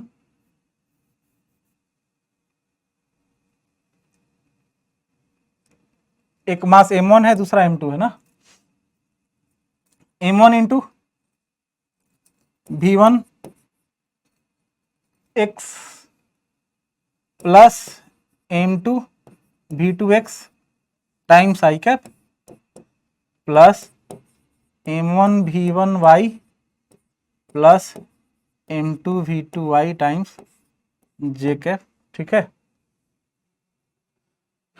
ये पी फाइनल आ गया है ना। तो इनिशियल कोई वाई एक्सिस मोमेंटम था क्या, तो इसका वैल्यू तो जीरो होगा, ये बात तो आपको दिख रहा है, इसका वैल्यू जीरो होगा। और इसका वैल्यू क्या एम बी नोट के बराबर नहीं होगा, तो आप M one into V naught जो है M one V one X plus M two V Y के बराबर होना चाहिए। बिल्कुल सही बात है, M one V one Y plus M two V Y के बराबर, तो सी और डी इसका सही सही आंसर होना चाहिए। अरे मेरे बच्चों, अरे मेरे टुकड़ो, मेरे लाल, अरे सही बोल रहे हो क्या, सही बोल रहे हैं क्या, क्या ही चिंटू क्वेश्चन है, क्या ही चिंटू क्वेश्चन है, इस क्वेश्चन को बोल सकते हैं क्या ही चिंटू क्वेश्चन है। हाँ okay,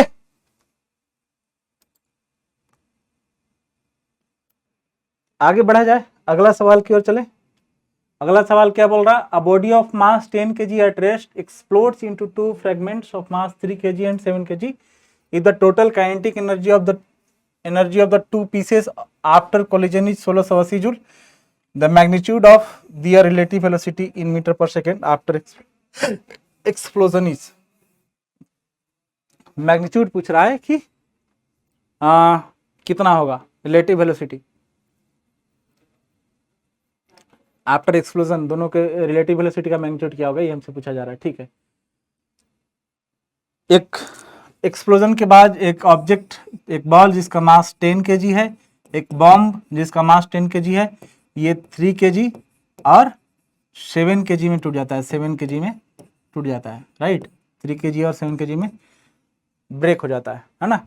if the total kinetic energy of the two pieces after explosion is 1680 joule, magnitude of their relative velocity in metre per second after explosion is, magnitude of their relative velocity पूछा गया। ठीक है, momentum initial भी conserve था, initial भी zero था, मतलब conserve तो रहेगा ही, इनिशियल भी जीरो था, फाइनल भी जीरो होगा, है ना। तो initial zero, P initial that is equal to P final, A zero, P final कितना हो गया पी फाइनल हो जाएगा 3 into V two plus 7 into V one, ये तो 3v2 जो है क्या माइनस ऑफ 7v1 के बराबर होगा, तो v2 का वैल्यू क्या minus of 7/3 times of v1 के बराबर होगा, v2 का वैल्यू क्या minus of 7/3 times of v1 के बराबर होगा।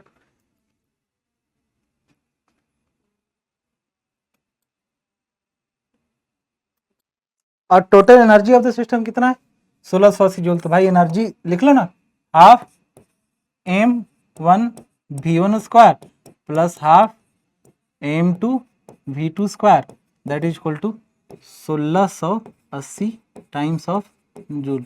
ठीक है, 1680 जूल, तो half what is the value of m1 should equal to m1 should be equal to 7 kg, क्योंकि m1 को हमने 7 kg माना है।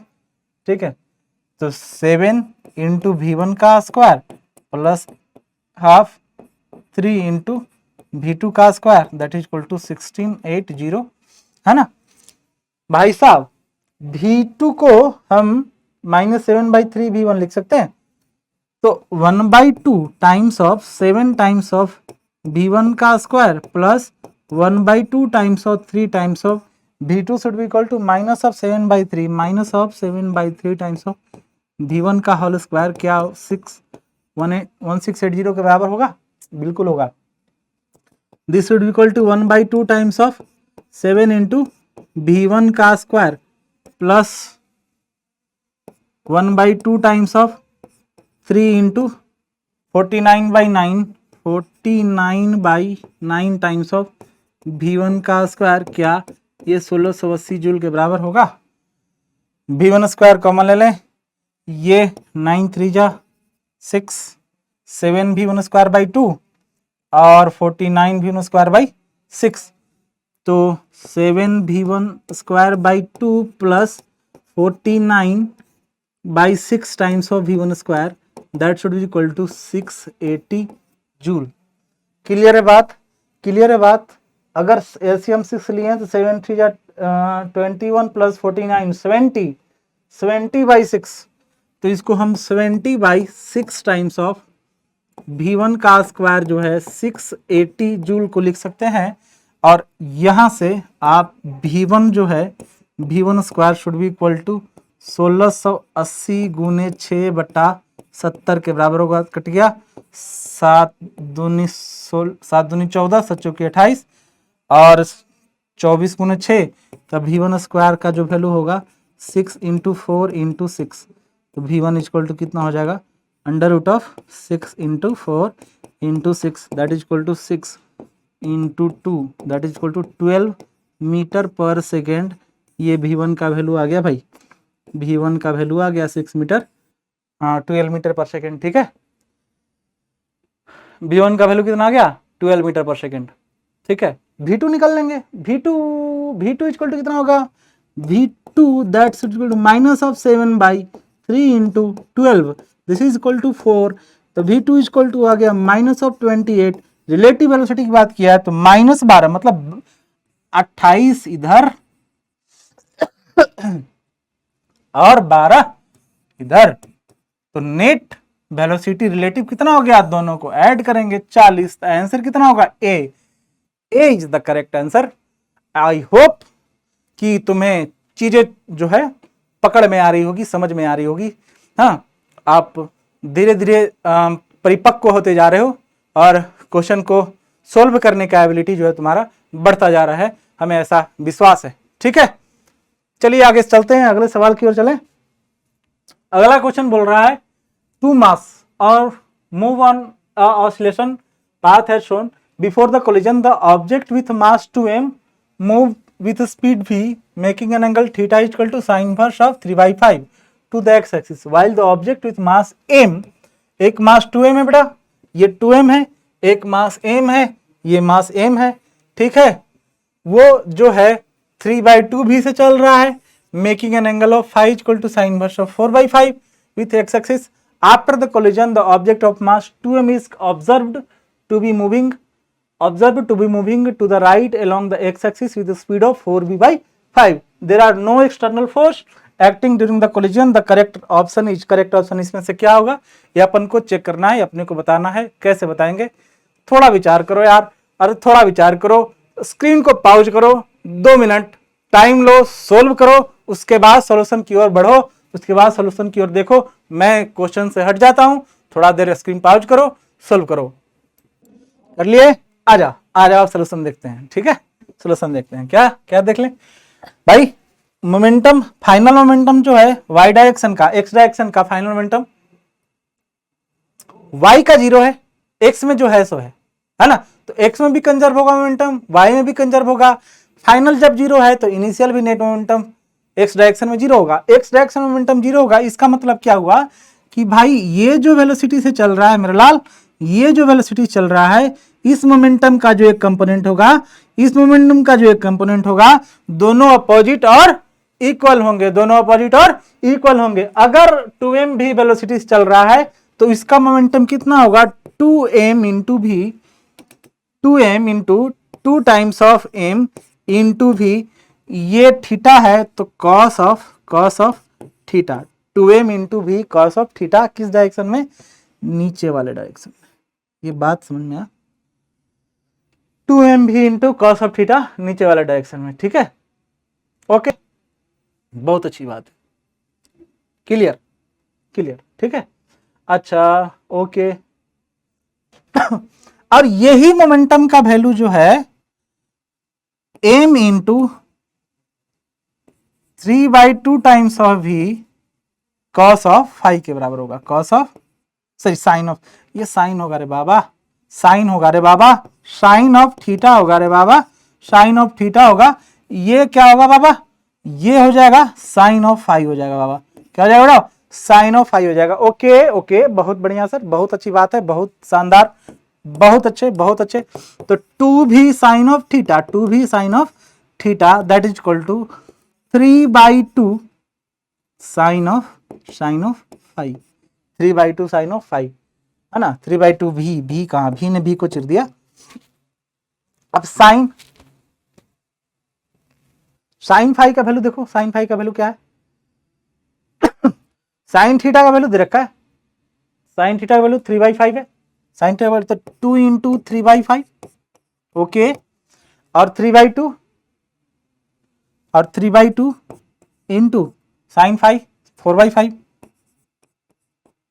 तो दोनों में 6/5 आ रहा है, 6/5 और 6/5 बराबर है, बिल्कुल सही बात है, इनिशियल होगा फाइनल भी बराबर होगा। ओके, अब हम बात करें इसकी आफ्टर कोलिजन की। After collision a speed of 2m, the object 2m mass is observed to be moving to the right along x axis with a speed of 4v/5, 4v/5 की स्पीड से कौन move कर रहा है बेटा, कौन move कर रहा है चिंटूस, कौन मूव कर रहा है, 2m मास का ऑब्जेक्ट, 2m मास का ऑब्जेक्ट, 2m मास का ऑब्जेक्ट, तो फाइनल मोमेंटम कंजर्व करेंगे।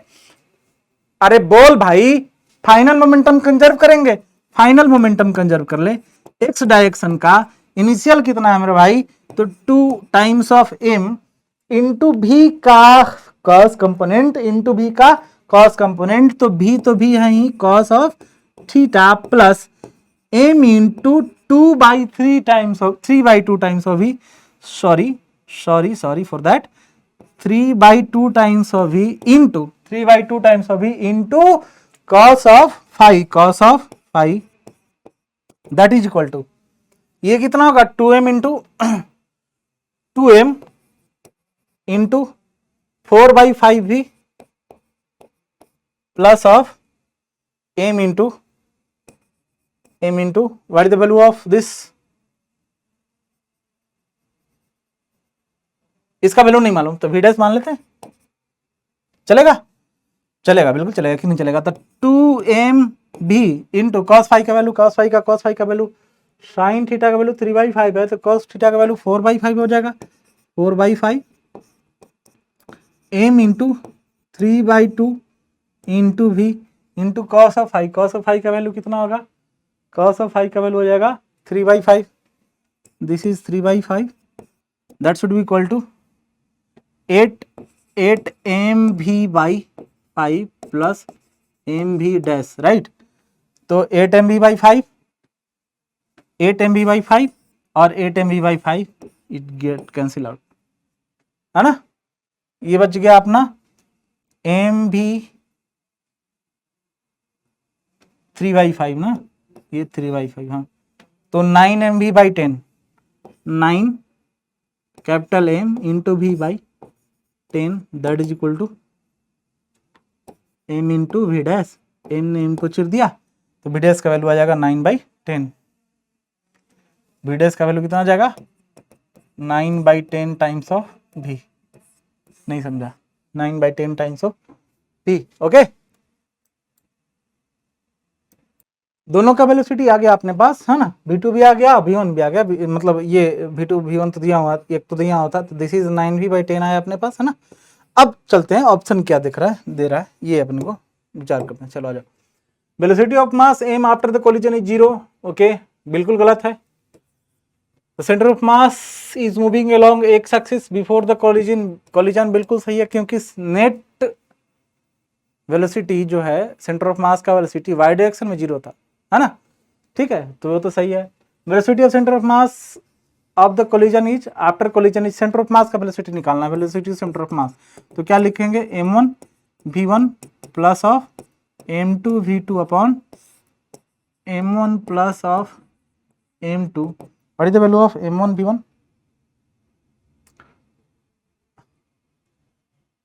What is the value of m1 v1 m1 is equal to, मतलब एक है 4v/5, एक है 9v/10, ठीक है, चलिए आइए, तो 4v/5 2m into 4v/5 plus m2 कितना होगा बस m इंटू v2 कितना है 9v/10 divided by m1 plus m2, 2m plus m, that is equal to 3m. This is what? 8mv by 5 plus 9mv by 10 divided by 3m. ये कितना होगा भाई? LCM लोगे आप, ऊपर 10, ठीक है, तो ये आ जाएगा 16mv plus 9mv divided by 3m, ठीक है, तो आ जाएगा 25mv डिवाइडेड बाई 30m, है ना, m ने m को चीर देगा, तो 25v बाई 30, इसका मतलब 5/6 भी, ये velocity of centre of mass, velocity of centre of mass. Momentum of centre of mass की बात करना तो linear momentum of system before collision along x axis is कितना होगा? तो 5/6 बिफोर कोलिजन की बात कर रहा है, बिफोर कोलिजन की. बिफोर कोलिजन का जो मास है वो कितना है? एक का मास है 2m into B into cos theta plus of m into 3v/2 into sine of theta, right. तो 2m into v into cos theta का वैल्यू कितना आएगा भाई? कॉस थीटा का वैल्यू कितना आएगा? कॉस थीटा का जो वैल्यू है वो आ जाएगा भाई साहब, दे रखा है कुछ 4/5, है ना. कॉस थीटा का वैल्यू आ जाएगा 4/5, तो 2m into v into 4/5 plus m into 3/2 times of v into sine 5 का वैल्यू कितना आ जाएगा? साइन 5 का वैल्यू आ जाएगा दिस इज 3/5, है ना, 3/5, ठीक है. तो इसको अपन 3/5 लिख लो, 3/5 लिख लो. तो नेट मोमेंटम बिफोर कोलिजन कितना है? 8mv/5 और 8mv/5 प्लस 9mv/16, तो इसको ऐड करेंगे तो 5mv/6 आएगा क्या? एलसीएम हो जाएगा अपना 80 और ये 16 144 प्लस 5 45, तो ये तो बिल्कुल नहीं होगा, तो ये भी गलत है और ये भी गलत है. तो आंसर सिर्फ B, Bombay is the correct answer, right. Okay, अगले सवाल की ओर चलें. अगला सवाल क्या बोल रहा है? Number of N identical ball each of mass M R and radius R stringed like a bead at random and at rest along a smooth rigid horizontal rod of length mounted between immovable support R and R by L is a small but not negligible. Collision between ball or between the balls and supports are perfectly elastic. One of the ball is stuck horizontally so as to acquire a speed v, resulting outward force felt by support over a long time is. ठीक है जी, चलिए आइए सोचते हैं क्या बोला गया है. समझ रहे हो कि बॉल है, एन बॉल है ना. जब ये इधर स्टक किया तो सब एक दूसरे से लाइन में लग जाएंगे, ऐसे ऐसे ऐसे ऐसे ऐसे ऐसे इस तरीके से लाइन में लग जाएंगे भाई, इस तरीके से लाइन में लग जाएंगे, इस तरीके से लाइन में लग जाएंगे, है ना, है ना, बात समझ में आ रहा? ठीक है. तो जो इसका मोमेंटम चेंज आएगा वो हमें निकालना है. मान ले वेलोसिटी v होगा, मान लेते हैं वेलोसिटी v होगा, तो ये कितना डिस्टेंस ट्रेवल करेगा भाई? टोटल डिस्टेंस l माइनस ये n into 2 into R, n into 2 into R, क्योंकि अगर रेडियस n है एक का रेडियस n है, r है, तो 2r तो डायमीटर हो गया, तो ये भी 2r, ये भी 2r, ये भी 2r, ये भी 2r, ये भी 2r, ये भी 2r, n रेडियस है तो n टाइम्स ऑफ 2r, तो इतना हो जाएगा 2n इंटू आर. ये तो total length minus l minus 2nr, 2 times of n into R, ये टोटल डिस्टेंस इसको कवर करना होगा. ठीक है, टोटल डिस्टेंस इसको कवर करना होगा. ठीक है। L minus 2 into N into R, इतना इसको डिस्टेंस टेबल करना भाई। ये डिस्टेंस हो गया ना इतना, ये बॉल आया टकराया फिर लौट आया, आया टकराया फिर लौट आया, तो ये डिस्टेंस एक बार गया फिर आया तो इसको मोमेंटम देगा बॉल को, गया फिर आया, गया फिर आया, गया फिर आया, गया फिर आया, ऐसे टकरा के, तो मोमेंटम, बॉल को मोमेंटम मिलेगा, वाल को मोमेंटम मिलेगा। मोमेंटम में चेंज कितना आएगा, 2mv के बराबर। कितना आएगा मोमेंटम में चेंज, 2mv के बराबर। अब 2mv का चेंज कितने देर में आ रहा है भाई, mv फिर mv, mv फिर mv, mv फिर mv, तो टोटल डिस्टेंस यहां से यहां जाने में प्लस आने में जो टाइम लग रहा है वही तो, उतना देर में तो मोमेंटम चेंज हो रहा है बॉल का, और वो वाल पे लग रहा है। हाँ कि ना, तो वो 2mv बाई टाइम। ये फोर्स अगर हम बात करें कि फोर्स कितना लग रहा है, तो फोर्स इक्वल टू क्या, force equal to 2m into V divided by total time होगा। तो टोटल टाइम को हम क्या करेंगे, टोटल टाइम को टोटल डिस्टेंस, एक डिस्टेंस कितना है, एक तरफ का l into 2n minus are, तो दोनों तरफ का डिस्टेंस कितना होगा, 2 into L minus 2n into R, 2 into L minus 2n into R. तो ये जो डिस्टेंस हो जाएगा 2 into M into V upon T का वैल्यू क्या लिखेंगे, टी का वैल्यू जो है 2 into L minus 2n into R distance divided by V. 2 ने टी को चिर दिया तो फोर्स जो है एम वी स्क्वायर, अरे M V square divided by L minus 2 times of N into R के बराबर होगा, 2 times of N into R के बराबर होगा। तो आंसर जो है अपने पास क्या हो जाएगा, Delhi, Bombay is the correct answer for this question. ठीक है, आगे बढ़े। अगला सवाल क्या बोल रहा है, a ball A moving with velocity v experiences an elastic collision with another stationary ball b, बहुत बढ़िया बात है, और mass m2, okay, each mass flies apart symmetrically relative to the initial direction of motion of the ball at an angle theta, है ना। Ratio of the masses of the ball is, ball का मास का ratio पूछा है भाई। एक ball initial ball है अपने पास, और ये जो है इस डायरेक्शन में चल रहा है। एक बॉल यहाँ पे है, एक बॉल और है यहाँ पे, है ना, उससे कुछ इस तरह से टकराया ये कि ओरिजिनल जो एंगल था, ओरिजिनल जो था लाइन ऑफ पाथ, उससे ये थीटा एंगल पे, और ये भी दूसरा बॉल भी थीटा एंगल पे चल दिया, ये इसकी बात करें तो ये भी ऐसे चल दिया, और दूसरा बॉल भी ऐसे चल दिया, कैसे, इसी के अलोंग, ठीक है, दूसरा बॉल भी ऐसे चल दिया। अब दोनों के बीच का एंगल थीटा है, दोनों के बीच का एंगल क्या है बेटा, यहाँ थीटा, ये भी थीटा, ये भी थीटा। क्लियर बात, समझ में आ रही तुम्हें, कोई दिक्कत हो रहा है क्या, अरे कोई दिक्कत हो रहा है क्या, बोल भाई, नहीं ना चिंटूस, है ना, बहुत बढ़िया। आगे बढ़ा जाए, बढ़ो सर, हमारा क्या है, तुम्हारा कुछ नहीं, हमारा तो है, तुम तो देखते रहोगे, हमको तो क्वेश्चन करना है भाई। हाँ बोलो कि सर हमें भी करना है यार, हैं, आपके साथ साथ हम भी तो कर रहे हैं, करना पड़ेगा, दे तोड़ दूंगा मैं सबका, करना पड़ेगा क्वेश्चन सबको। चलो मोमेंटम कंजर्व कर रहे हैं, पहले इस डायरेक्शन का और फिर परपेंडिकुलर वाला, है ना। तो अगर मान लें कि ये v1 से चल रहा है मेरे भाई, the initial direction of motion of ball A at an angle theta, the ratio of the masses of the balls का रेशियो का मासेस पूछ रहा है, m1 m2,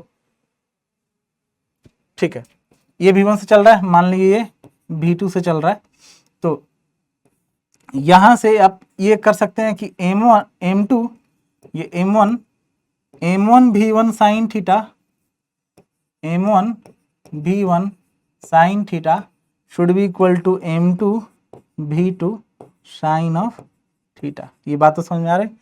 तो यहाँ से ये लिख सकते हैं कि m1 into v1 into sine of theta that is equal to m2 v2 into sine of theta के बराबर। Sine theta you get cancel out, तो m1 v1 should be equal to m2 into v2 के बराबर होगा। ये बात आपको समझ में आ रही है, आनी चाहिए, आई थिंक आ रही होगी, हाँ कि ना। बहुत अच्छी बात है सर, ठीक है आपने बता दिया, हम समझ गए, पर आगे क्या करें अब क्या करें। अब तो भाई साहब इनिशियल वेलोसिटी कितना था इस बॉल का, m1 वेलोसिटी भी था, तो m1 इंटू भी इस डायरेक्शन का मोमेंटम। अब फाइनल मोमेंटम कितना होगा, m1 v1 cos theta plus m2 v2 cos of theta, ये तो होगा। तो यहां लिखेंगे कि m1 v that is equal to m1 v that is equal to m1 v1 cos of theta plus m2 v2 cos of theta, right. तो m1 into v is equal to cos of theta common ले ले अगर, तो m1 v1 plus m2 v2 जो कि दोनों बराबर है, यहाँ से दो दोनों बराबर है, तो दोनों को किस 2m1 v1 लिख सकते हैं। तो m1 v that is equal to 2 times of m1 v1 cos of theta के बराबर होगा। m1 ने m1 को चीर दिया, तो v1 का वैल्यू यहाँ से आप देखो कि v/2 times of cos of theta होगा भाई साहब, v/2 times of cos of theta होगा, ठीक है। ओके ओके मेरे भाई, चलो आ जाओ, आगे बढ़ते हैं आगे क्या बढ़ा जाए। अब बारी आ गई एनर्जी कंजर्वेशन की, तो इनिशियल एनर्जी कितना था, half m1 into V square, final energy कितना हो जाएगा, half m1 v1 square plus half m2 v2 का स्क्वायर। बात तो समझ में आ रही है आपको, बहुत बढ़िया सर। तो हाफ m1 इंटू v1 का square that should be equal to half of m1, v2 हमें मालूम है, v1 मालूम है, v1 equal to v/2 cos theta, और v1 मालूम है कि v/2 cos थीटा हो जाएगा, तो यहाँ से v1 निकाल लें, v1 equal to v square by 4 cos square of theta plus 1/2 m2 into v2 का स्क्वायर, ठीक है। तो half of m1 v1 square minus half of m1 v square upon 4 cos square of theta, ठीक है, that is equal to half of m2 into v2 का square, half of m2 into v2 का square. 1/2 common ले लें, 1/2 अगर common ले लें तो ये भी है, v1 नहीं है, ये भी है भाई, इनिशियल वन तो भी हो ना। 1/2 कॉमन ले तो m1 v square minus m1 v square by 4 cos square of theta that is equal to 1/2 times of m2 into v2 का स्क्वायर। क्लियर बात।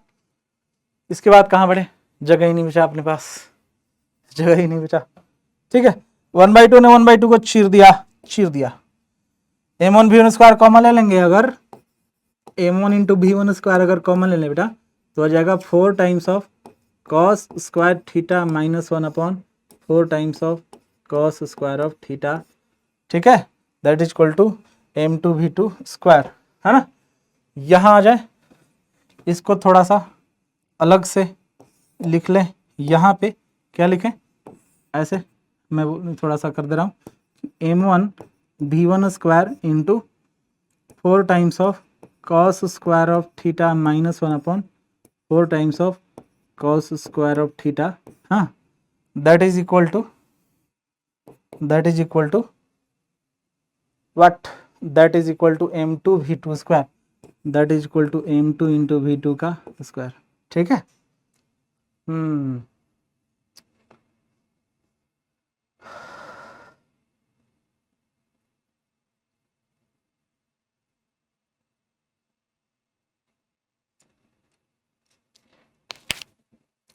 अब क्या किया जाए?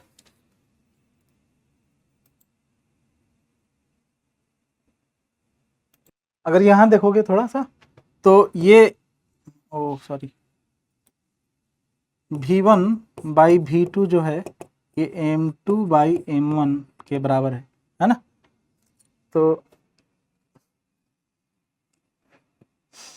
तो V1 square by V2 square कर लें, V1 square by V2 square into 4 times of cos square of theta minus 1 upon 4 times of cos square of theta V1 square by V2 square that is equal to M2 by M1, M2 by M1 है ना? और V1 square by V2 square भी करेंगे तो ये भी जो है अपना M2 square by M1 square के बराबर ही आएगा, M2 square by M1 square के बराबर ही आएगा। ठीक है, तो ये भी जो है M2 square upon M1 square के बराबर ही आएगा। तो इसको अपन हम डिलीट करके यहाँ M2 square by M1 square लिख दें, M2 बाई M1 का होल स्क्वायर लिख दें, तो ये कट गया। तो M1 बाई M2 जो है यहाँ से आप लिख सकते हो, इसको इधर खपचे में लेकर के आओ और लिख दो कि M1 by M2 that should be equal to 4 times of cos square theta minus 1 upon 4 times of cos square of theta. ठीक है,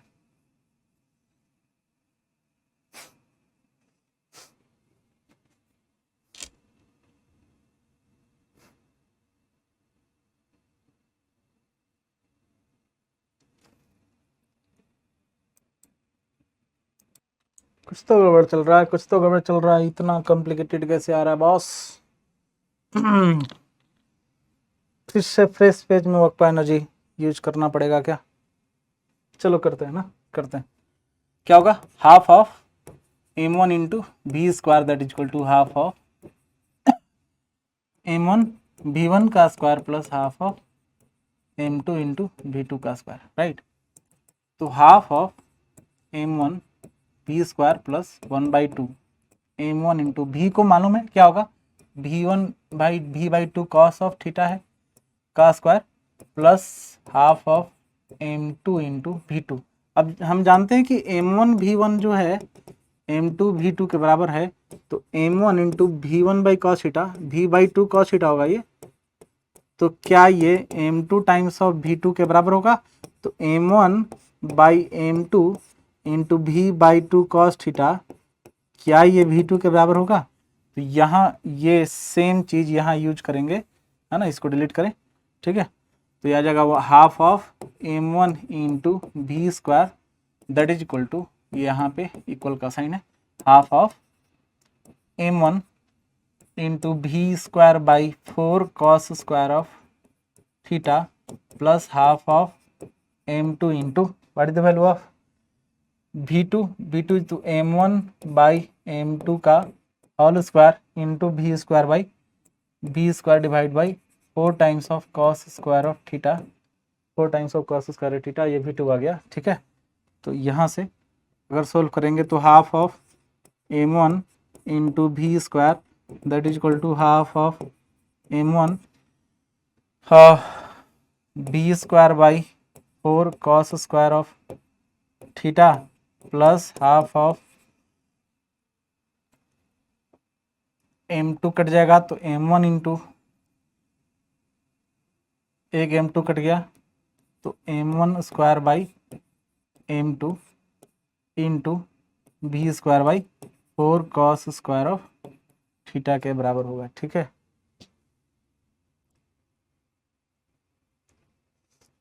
M1 V square, M1 V square, M1 और V स्क्वायर कैंसिल, है ना? तो 1/2 that is equal to 1/2 times of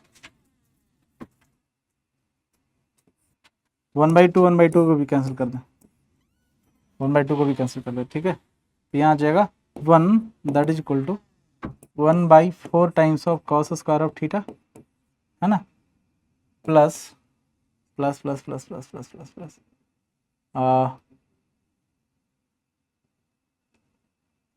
ये कितना आ जाएगा, m1 by m2 1/4 cos square of theta. ठीक है, तो इसको इधर लेके जा दें, तो 1 - 1/4 कॉस स्क्वायर ऑफ थीटा जो है m1 by m2 times of 1/4 cos square of theta के बराबर होगा। तो ये आ जाएगा 4 cos square of theta -1 divide by 4 cos square of theta, that is equal to m1 by m2 into 1/4 cos square of theta. Cos square theta ने cos square theta को चिर दिया। अब 4 कॉस स्क्वायर थीटा -1, मतलब यहाँ से अपन को आ गया कि m1 बाई m2 जो है, m1 बाई m2 है 4 times of cos square of theta -1 है। तो m1 बाई m2 का वैल्यू या कॉस स्क्वायर थीटा को हम क्या लिख सकते हैं, 2 into 2 cos square theta. 2 cos square theta को लिखते हैं 1 plus cos of 2 theta minus of 1, that is 2 plus 2 cos of 2 theta minus 1, मतलब 2 - 1 that is 1 plus 2 times of cos 2 theta. ये जो है अपना ये रेशियो आ गया m1 बाई m2 के, जो अपने को चाहिए था। तो रेशियो, मास का रेशियो पूछ रहा था हमसे, ठीक है, तो मास का रेशियो आ गया, मास का रेशियो 1 प्लस 2 कॉस थीटा।